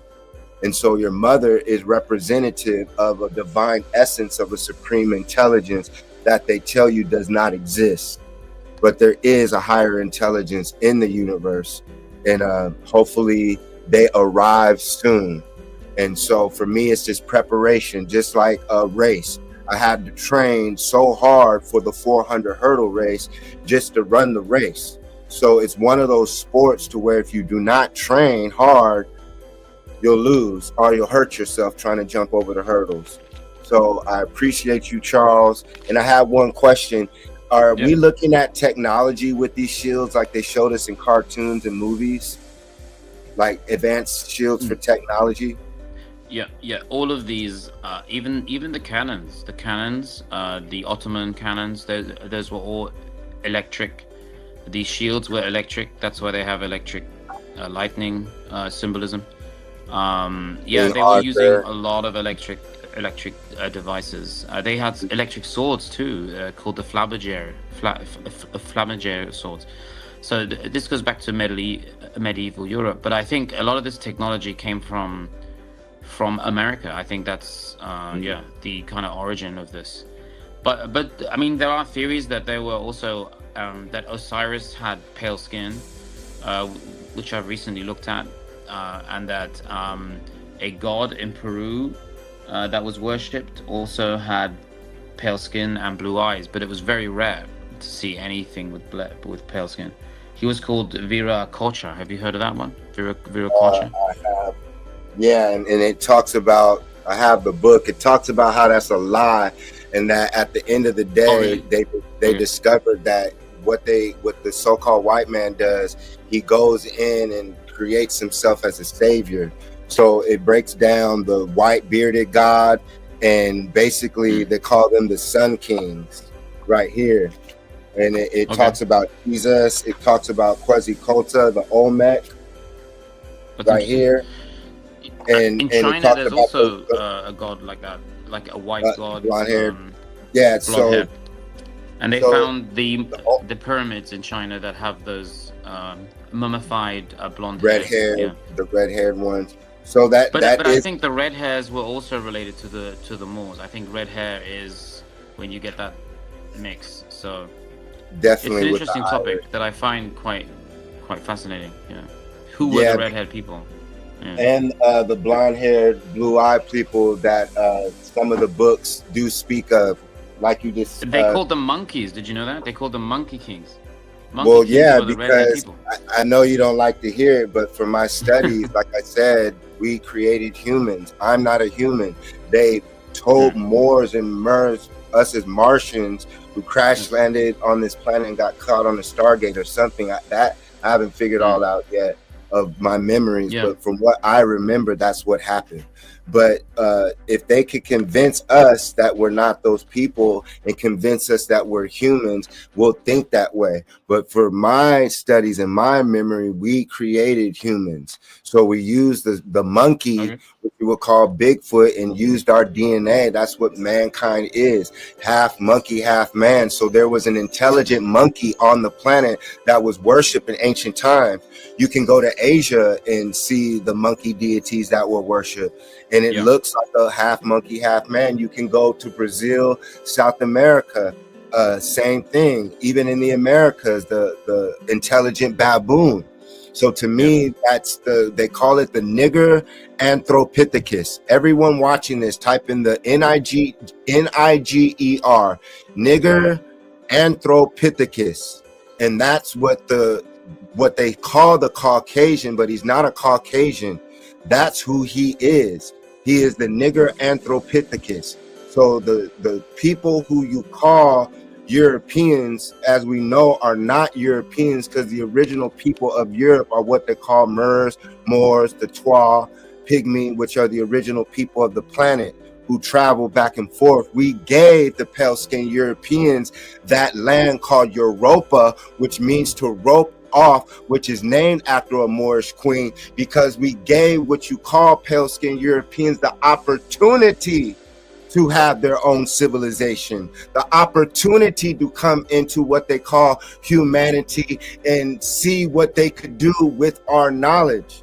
So some of them listen and use our Moorish knowledge to gain what we call a soul, or gain a spirit, or gain enough knowledge of self to know that the universe exists. Today they call it God or Allah or Osiris, because you're dealing with a group of people who have animal genetics in them.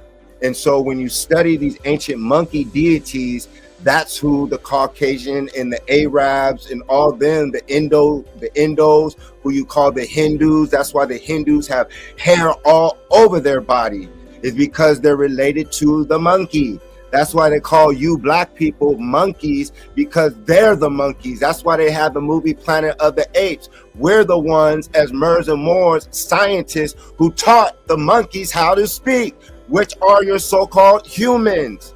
So if a so-called human, let's say a white person, any other race, if they're not around us, if they never got our teachings, they have no culture. So when you go around the world, if you look at the ancient deities that aren't of the monkey man, they're of Moors, because the ancient gods of antiquity for the humans are black people who are misclassified as black, who are indeed Martians, Mers, and Moors, who you refer to as gods, supernatural beings who can do things that nobody else can do.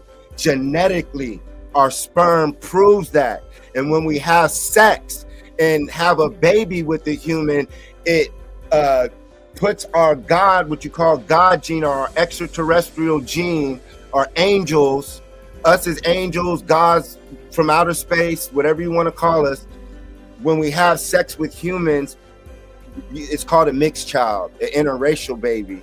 and it's not as pure as an original Moor. And so that child, the majority of the time, isn't as athletic, has less melanin, the hair doesn't curl up, so the antenna is different. So it's a diluted version of the original product. And so that's what happens. But a mixed child that mixes with a god, so when a human mixes with a god, there are mighty men amongst humans. That's why mixed children are more athletic than their white cousin. So if you're Asian and you have a half Asian, half Moor, or half African cousin, your half Asian and black or Moorish cousin is going to be athletic, more athletic than you. It's because they have a connection to the sun more than you. Sun Ra. So the sun feeds us the songs, nutrients, and energy more than anyone else on the planet, what gives us a higher intellect, not just physically. That's why they put niggas in sports, to make you think that, oh, they're just physically superior. No, we are mentally and spiritually superior, because we are the children of what you call Ra, are the children of God. And everyone else on the planet is a descendant of us. And so they had to strip the image of God, which is I, and really my mother, because she births God. So therefore I'm a son of God.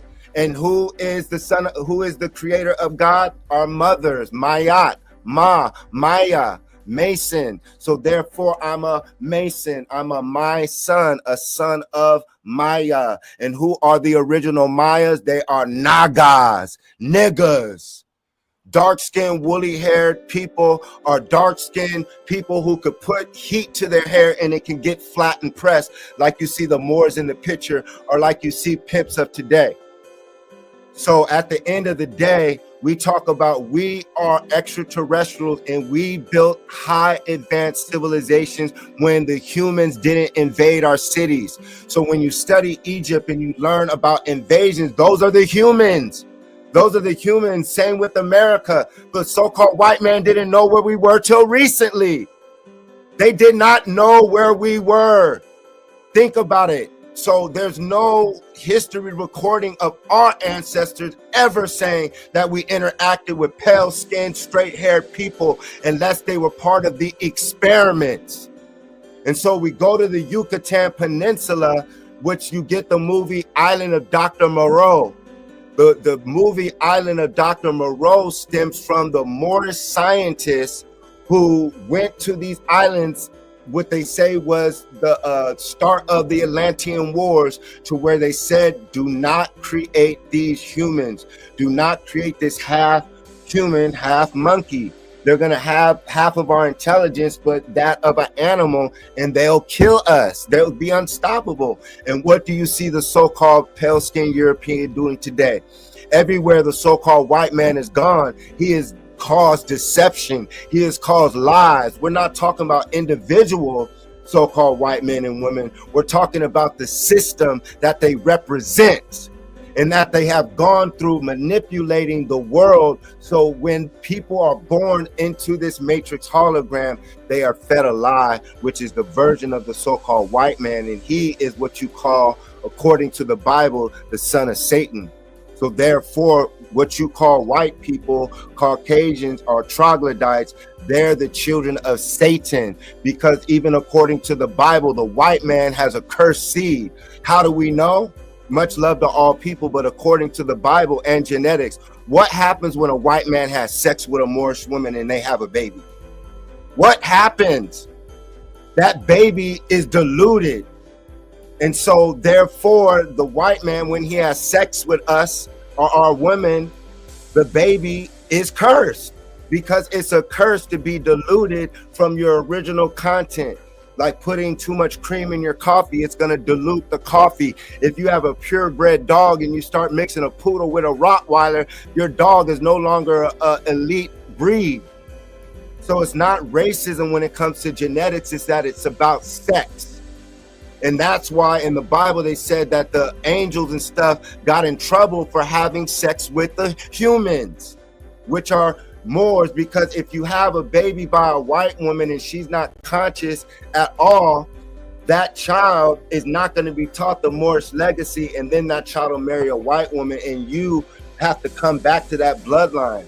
And so your bloodline is going to be unpure. So therefore, imagine you being a full Moor and all your descendants are white people. That's fucking hell for you to be up in the ethers and all your family members are now white because you had a baby with a human.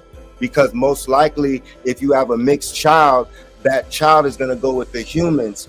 Rarely do you see mixed children go back into their Moorish side. And that's when you get the Drakes, the Draconians, the light-skinned mixed Moors whose father's a Moor, mother is a pale-skinned Jew, had Drake, and now he can teeter on both sides of the fence. He's a culture vulture.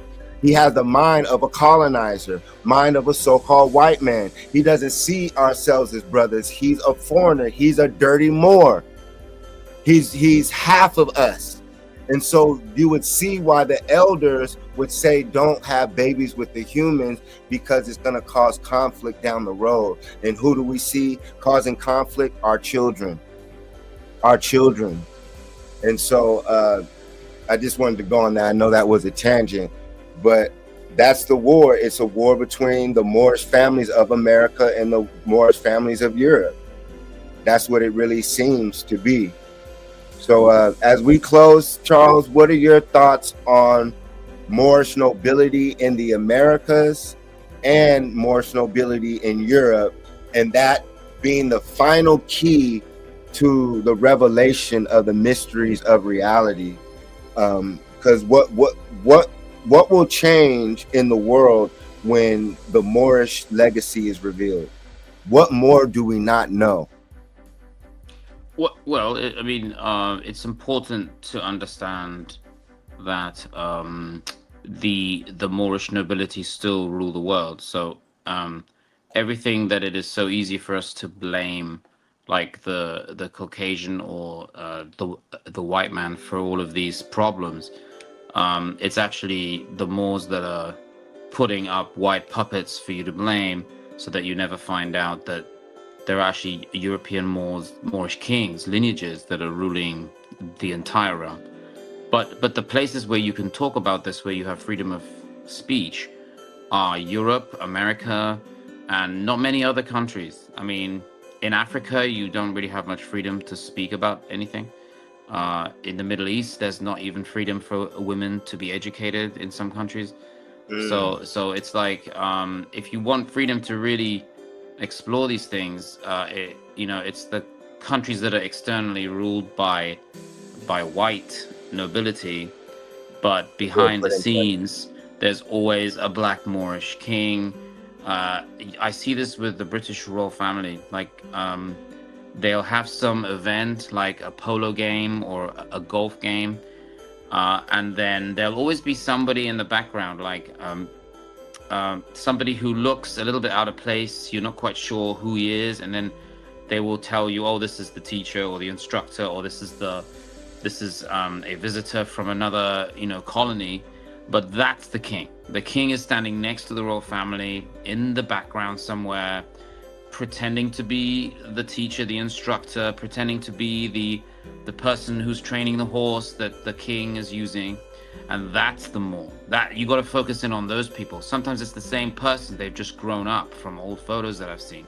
So the person's grown up and they're still there. They're still doing the same job. They're still like in the background. Sometimes they will lie. They will pretend that it's the gardener or it's the butler, but it's completely inverted, because the butler is actually the real Moorish king that you can't be allowed to see, because the world is so low frequency racist. Like, we're still a lot of people still have racism, but you can't blame people for racism, because that's all they've been given. They've just been given this white and black is different. When I think at this point, are there any pure Aryans or pure Moorish people still in existence? I don't know if there are. I think there's been so many centuries of interbreeding. Like when the Moors came to Europe, they didn't bring their wives. That's what the Vikings do. That's not what the Moors did. The Moors didn't bring their wives. So every Moorish lineage has to have had native European women because it's the men that go to war. It's the women that are almost like stay at home, like waiting for them to return. But I think back in the 700s and the 8th Well, there century, you go. I You don't just think, said it, because the so-called yeah. white woman was used as currency in ancient times as well. Yeah, the She was- Slavs were she was- slaves. That's where the word comes from. That's Yeah. that's where it comes from, y'all. So the Exactly. white woman Yeah. was your first hooker. She was the first prostitute. That's why the so-called white man does that to Moors. Now he's cracking down on it. But But he do you know he what happened promoted. to a lot of these white women? They were taken back to Morocco. Well, go ahead, and they had children. Those are the people that you guys see today. In the harems, they were all white women, not just white women from all corners of the globe. They were taking women. So I think if the Moor lost power for any reason that was not conquest, because there was no conquering the Moors. The Moors were the superior, a military force. But if there's a way that the Moor was conquered, it has got to have been by just becoming part of every civilization. If you become part of that civilization, you can never leave because you're there forever. Wow. So I think that almost every country on the globe has Moorish genetics. I think we are all part Moor. I really believe that, because they conquered everywhere and they settled down. They didn't just conquer like Genghis Khan conquered and then left. You just nailed it. So you get that lineage. You just nailed it. But the Moors, they conquered and they lived there. They lived there. They built the castles, the cities. But you for just said hundreds of years. But like Germany, I think was Moorish for 700 years. Spain, 800 years. Portugal was Moorish for over half a century. Check this, Charles. I have a question. Do you, looking at, because this is from this conversation, to where when I was talking about sex and genetics, so through sex, we put our blood in your DNA, which means that you have a part of sun or soul or Solomon inside of you, a son, because until you had a drop of Moorish blood, you were not into the kingdom of what you call God. And that's why they don't want interracial dating and sex, is because you have an opportunity. That's the only reason I ever did this research is because one of my uncles is black, and it doesn't make sense. He shouldn't. Why would one of my uncles be black if my whole family is white? And one of my uncles, through some weird coincidence, looks like a black man. That's it. He lives in Germany. He looks like a black man. My mom and dad, they had all kinds of stories about it. My grandma had some kind of story. None of it made sense. I looked into it myself, and yeah, that's it. That's why I'm here, bro. Like, it's because my uncle does not look like anyone else in the family, but we know he's part of the family. So what do you have to, it's some strange thing that happens to a lot of German families, a lot of British families, a lot of Spanish families. And you are a perfect example of what happens when you get Moorish knowledge. So what you would call a so-called white person, Asian person, anyone that they would not consider of Moorish blood, when you receive this education system and knowledge, look at the Enlightenment of Charles. So this means that every person, no matter what color they are, should have the opportunity to learn Moorish knowledge, and then you could decide what is reality and what is real, because you've only been given a so-called whitewashed version of reality in history through a colonizer's Slavics mind, not the original people. So when all this gets revealed, it gives the whole world an opportunity, I feel, to heal, because it can help end racism. Because like Charles said, that's all we were fed, was a racist ideology. So that means that there's some so-called white people who are only racist is because of the education system as a kid, when you have a susceptible mind that's giving you a sense of false white superiority, while your so-called black friend is learning that he's a slave and that he's nothing, naked pictures of Africans, making him hate himself. So by the time you guys are in 6th grade, there's race problems. So now by the time in junior high, everyone's sitting at a different table. The black people sit over the white people. Yeah. And so that's I think it's destiny. You know, I think it's destiny too, because like Drake did that song God's Plan, and I think he knows that that's God's plan. It's not his fault that he is from the He's a lineage that he is. Draconian. I tell people he knows who I am. Drake, Nicki, all of them know who I am, and anybody watching this, here's proof. Go type in, it's on his new, well, I guess he has a new album now, but the one with the dog on front, there's a part where he starts talking about Jason. There's two different Jasons. There's Jason in the Matrix. Who's the other Jason who talks about the Matrix? He talks about he quotes me because a lot of your celebrities watch us in the underground and in the underworld, because a lot of your celebrities deal with occult magic. Like I was teaching you, the science behind Drake is a draconian, a humanoid reptile who looks human, who I felt was sent to put a spell on his listeners. Much love, because I told him to hit me up before the Kendrick thing. But he put a spell with his music on his listeners, and it put a spell in particularly on America. So the Drake era, it put a spell, a party and bullshit. You only live once. The term YOLO, and it created the strip club culture even more, the prostitution, the homosexual culture again. He brought in the Moorish Roman culture, the wicked satanic Moorish culture. You know what I'm saying? Because he's half and half. Drake is actually one of the most creative rappers, though. I mean, yeah, he's half. He's one of them. I don't think he knows quite how creative he is. Because, like, I think his dad, he knows exactly. Yeah, his dad. The closest to the truth. I'm friends with Drake's people. His friends call me like his right hand people. Like for real. His dad's from Memphis. His dad is into the science. His dad did that off of, that's a ritual. Him and his mom, Drake was birthed off of I'm a purposeful birth, meaning that I'm born on the same day as my grandfather on purpose. So I was done on purpose. I'm not a random act of sex. You know what I mean? Same with Brother Drake. And so his name is Aubrey. He was a child star on the biggest TV show in Canada. So when he signed to Lil Wayne, which if you learn the name Lil Wayne is another name for devil or another name for Satan, and signed Nicki Minaj and Drake. So Drake means draconian. There's no coincidence that Toronto Raptors won when he was the #1 rapper in the world. And it's not a coincidence that the draconian fell to the rapper from Compton. What's the logo and mascot for Compton High, y'all? The Tar Babies. My mother is the first black female president, or Moorish female president of ASB president of Compton High.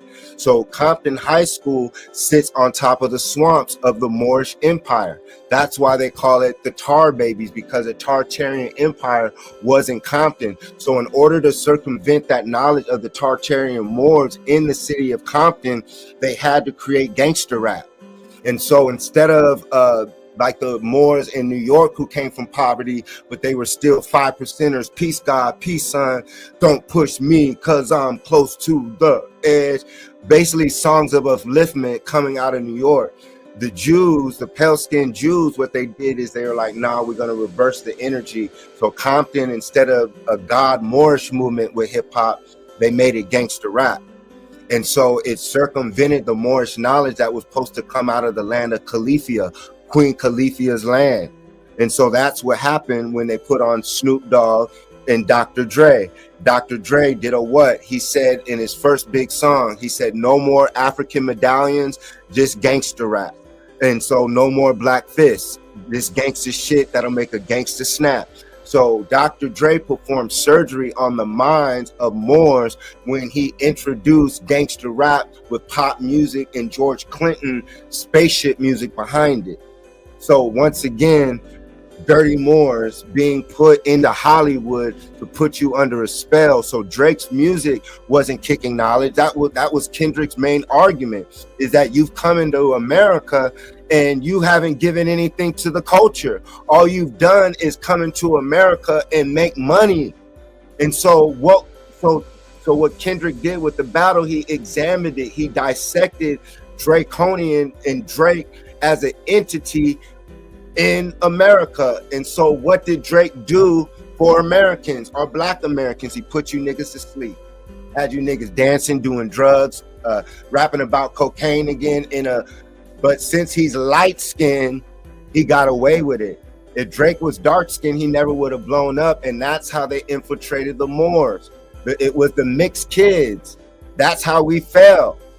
It was through the mixed, amalgamated Moors who had the mind of their mothers, the cave woman, who doesn't have enough melanin to produce, to vibrate on the level of your true Moorish mothers.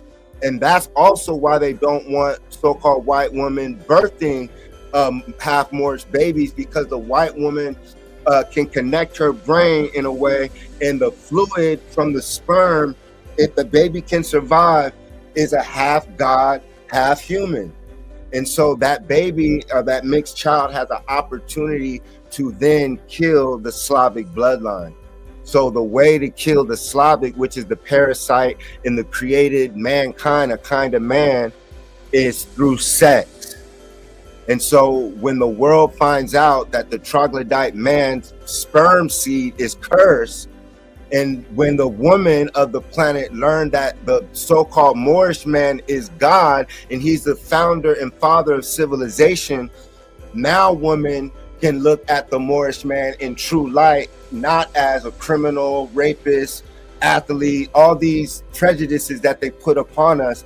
When women are able to look at us as Moors and Moors in our antiquity, the majority of women on the planet are going to want to have sex with Moors, and therefore it will wipe the so-called white man off the planet. And that's what he truly fears. It's sex. It's sex. And so if women find out that the white man, his true nature, she's not having sex with him anymore. And that ends his population, and that what they call brings peace upon earth, when the so-called son of Satan falls off a rule. But just like Donald Trump is the sounds of the trump in the Bible, so you know this is it. This is the end before they bring in the robots, AI.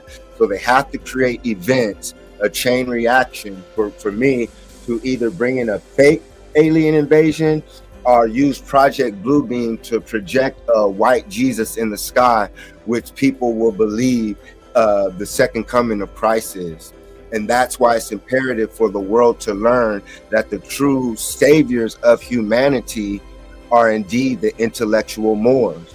Brothers such as myself and Charles, as I'm a master teacher, and just like a master teacher, your student too becomes a master teacher. And so now me and Charles both learn from each other, and that erases color line, because it's no longer a so-called black or white person as friends. It's two intellectuals.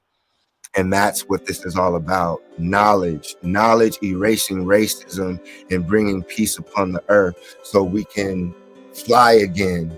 And if you don't want to, never die. So I know that was a rant, but you want to end this with anything, Charles? Yeah. I mean, I think it's nice what you said about that the acquisition of knowledge transcends physical bodies that we've been given. But I think it is important to when we look at someone, not to judge them based on the color of their skin. I think as soon as you do that, you're making it impossible for yourself, to be, because anyone could be that visitor that's been sent to give you something.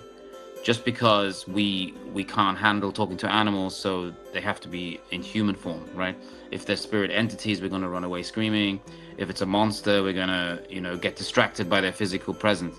So anyone could be that visitor. They could take on any shape, any color skin, and you've got to be open to that, because of all the weaknesses, of all the mistakes in the world, I think the main one is to presume anything about another person based on the way they look. Whether it's a woman, a man, a black skin, dark skin. I think we are all just like, we have hues of different colored skin. That has really little to do with our potential. Yeah, I would say the that's real the problem. you. The problem Like, is that we presume things about people, based on what they look like, but we don't really know anything about their lineage, their family, mm, who they are. So that's how I yeah, I view would. the world. So Yeah, I I would can only say, talk about what I view the world as. Everyone has to make their own decision at some point. Yeah, I and think that's a good way to end it. can you end us with something with some Morse knowledge that you feel the world needs, and the imperative of applying Morse knowledge to our everyday lives? What is the outcome of applying Morse knowledge, and what has it done for you, and what can it do for the world, we feel? Well, it's given me a lot of confidence to even share my ideas. The most important thing is to not accept what we're given, to look into it yourself. And I think when people say blood is thicker than water, we need to look into what that means. What does blood is thicker than water mean? Like, if someone says blood is thicker than water, are they saying that the family, the blood, your lineage is more important than the water? But what is the water? Well, when you look into it, the water is actually water of the womb, and the full Hebrew is actually the blood of the covenant is thicker than the water of the womb. So it changes the meaning upside down completely. And when people say anything to you like, "Oh, curiosity killed the cat," or any of these sayings that we have in the English, and it says, "Oh, don't be curious." No, the full Aramaic is actually curiosity killed the cat, but satisfaction brought it back. So the idea of finding what you're searching for, the joy of acquiring knowledge, especially esoteric knowledge that's hidden from you, is the thing that keeps you, that justifies your role on the stage, that gives you life energy. Because you have to succeed sometimes. You can't fail all the time. Most of the time you're going to fail, but then when you succeed, it justifies it all.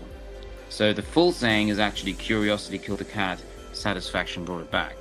It's not curiosity killed the cat, so don't be curious. Same with the jack of all trades, master of none. Jack is always the protagonist, so jack of all trades, master of none is supposed to teach children, learn one thing and don't stray off your path.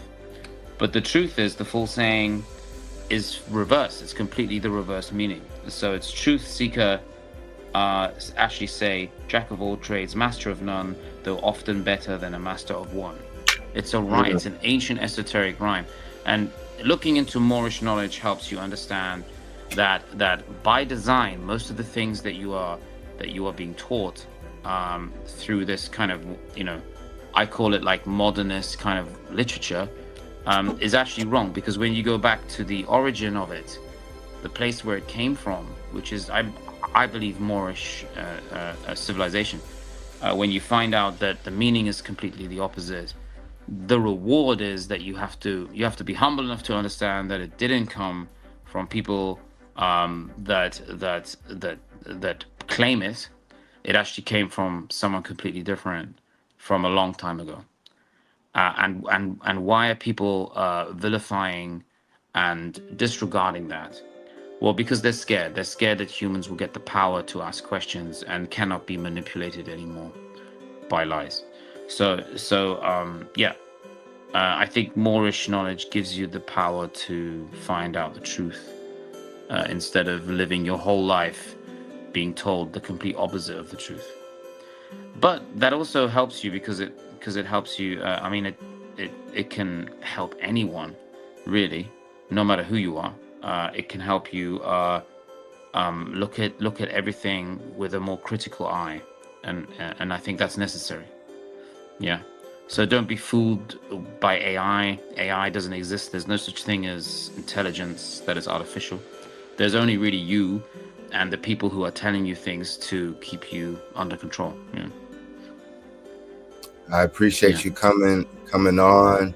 Your knowledge is always infinite, inspiring, healing, and I appreciate our brotherhood and friendship. And thank you, Jason. I appreciate it. Yeah. I can't wait to do it again. Yeah, we both have differing opinions on some things, but when we resonate, I think it's very powerful for people to see. Yeah. Yeah, I learned from you. And like I said, erase the color lines. I know a lot of the things I said tonight might ruffle feathers, but like Charles said, he got it, is that the knowledge is supposed to transcend this spacesuit. And that's basically what I was getting to. But in order for people to get that, we have to go through these so-called difficult onion peels and onion layers to get to the knowledge, to free us all. And we clearly see that there's solutions of freedom in Moorish knowledge. And so why is this being held back from humanity? And what can we do today to free ourselves? And what are the possibilities? So we see pyramids, cathedrals, temples. We see so much grand architecture that is an example of what is a possibility of what civilization can be. I am July, August, September, October, November. I'm going to leave you with a quick video of what we're utilizing so-called artificial intelligence for. It's a quick video showing you what Tom Mary or America looked like prior to Slavic European invasion. So for me, it's a great video at all times when I show the podcast now, but it's a great video because it's a visual and it's an audio from a sister explaining what happened. And so you could see the destruction of, when we talk about the world fairs, which is proof that there is a Moorish empire in America. So like Charles was teaching, that education system still exists. The land didn't go anywhere. That knowledge is still here. It's inside of you. It's inside all of us. Well, some of us, but I would like to say the potential is in all of us, because the knowledge is for free and it's here for you to breathe in and apply to your life. The world that we're living in is not the base reality. This is not it. There is a magical world that is in front of us that's about to open. So just like people train for an athletic event, let's start training our minds, because all the clues have been left in front of us and behind us to propel ourselves into a greater frontier of an experience here in this infinite plane of existence we call Earth, but I call it the Matrix. You can find Charles on Instagram, Charles Formosa. I'm not sure if he has a Cash App, but you can find him on Facebook. My Cash App is $ Jason Elm Street. And you can check out my website at thematrixuniversity.com, where we use virtual reality, digital education to deliver an innovative, immersive experience of Moorish culture, Mesoamerican culture, African culture, and indigenous cultures, along with science, mathematics, to make education fun again. And as always, July, August, September, October, November is the only name you can spell in the 12-month calendar. I am Jason, leader of the Argonauts. I have the golden fleece. Welcome to the Aquarius age. I'm out. Real history ain't no bedtime story. It's Moors flexing at World's Fairs. Whole planet was glowing and bam, Hollywood pulled up. Them spotlights were ether cannons erasing Tartarian domes while y'all munching popcorn. Yo, 20th century Fox? That means 20th century reset.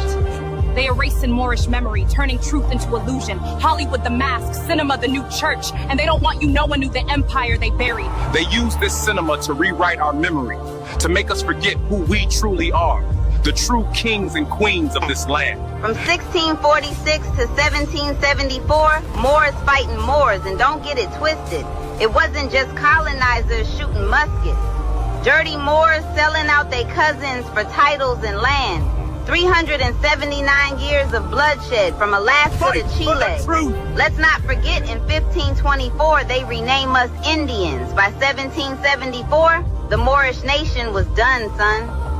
1776, New World Order flips the switch. 1845 to 1876, orphan trains roll. They wiped nations, then replaced them with kids on trains. Cover-ups on cover-ups. 2020, small reset. They tell you wear a mask and stay inside. 1492, Granada in America falls. Jesuits add 1,000 years, burying our tongue. Let me break it down for y'all. Tartaria, that was the millennial reign. Whole empire growing off free energy. 432 hertz healing buildings. Ether ships riding the skies. Moors running the show. Then 1776 hit.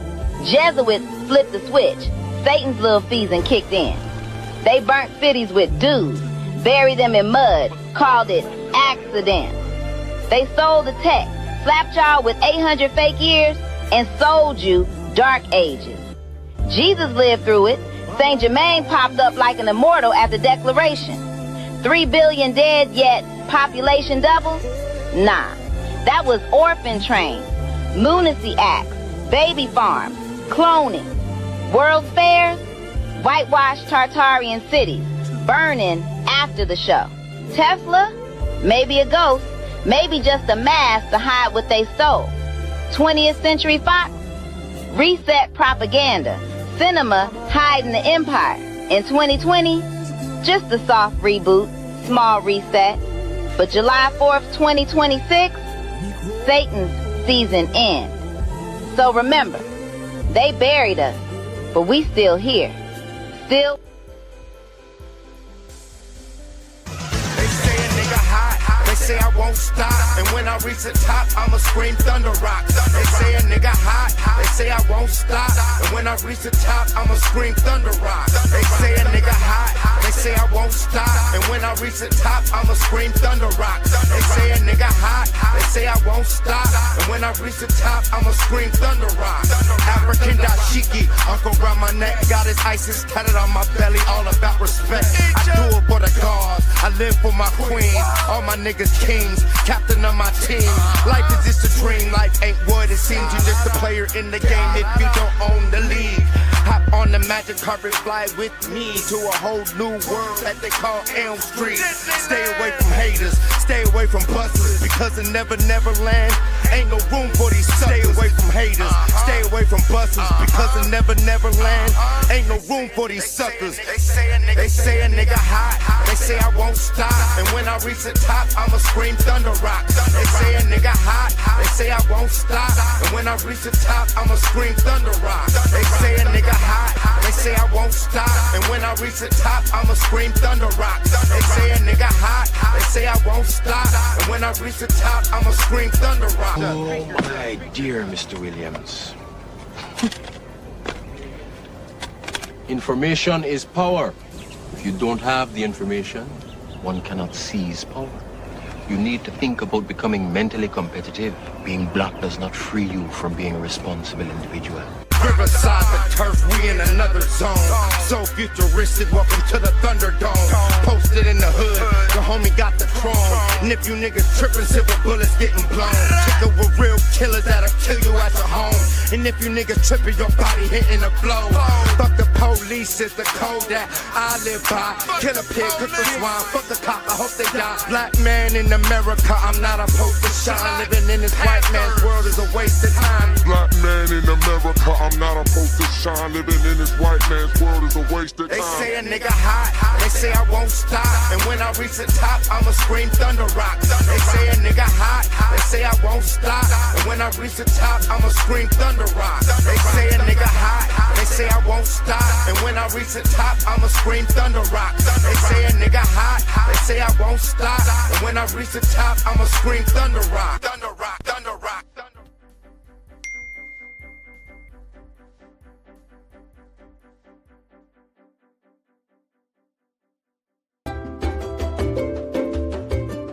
Welcome to the world-famous King Tut Museum. Be sure to respect the ancient relics. The ancient Egyptians were a magical people who built numerous beautiful, magnificent structures, like the world-famous pyramids and temples. No running inside. Scientists till this very day still do not know how the Egyptians built the pyramids. I wonder, did aliens ever visit ancient Egypt? Wow! Look at that giant Egyptian statue! It looks just like you, Jason! Thanks, Toby. You're a super cool friend. Imagine what the world would look like if I was the pharaoh.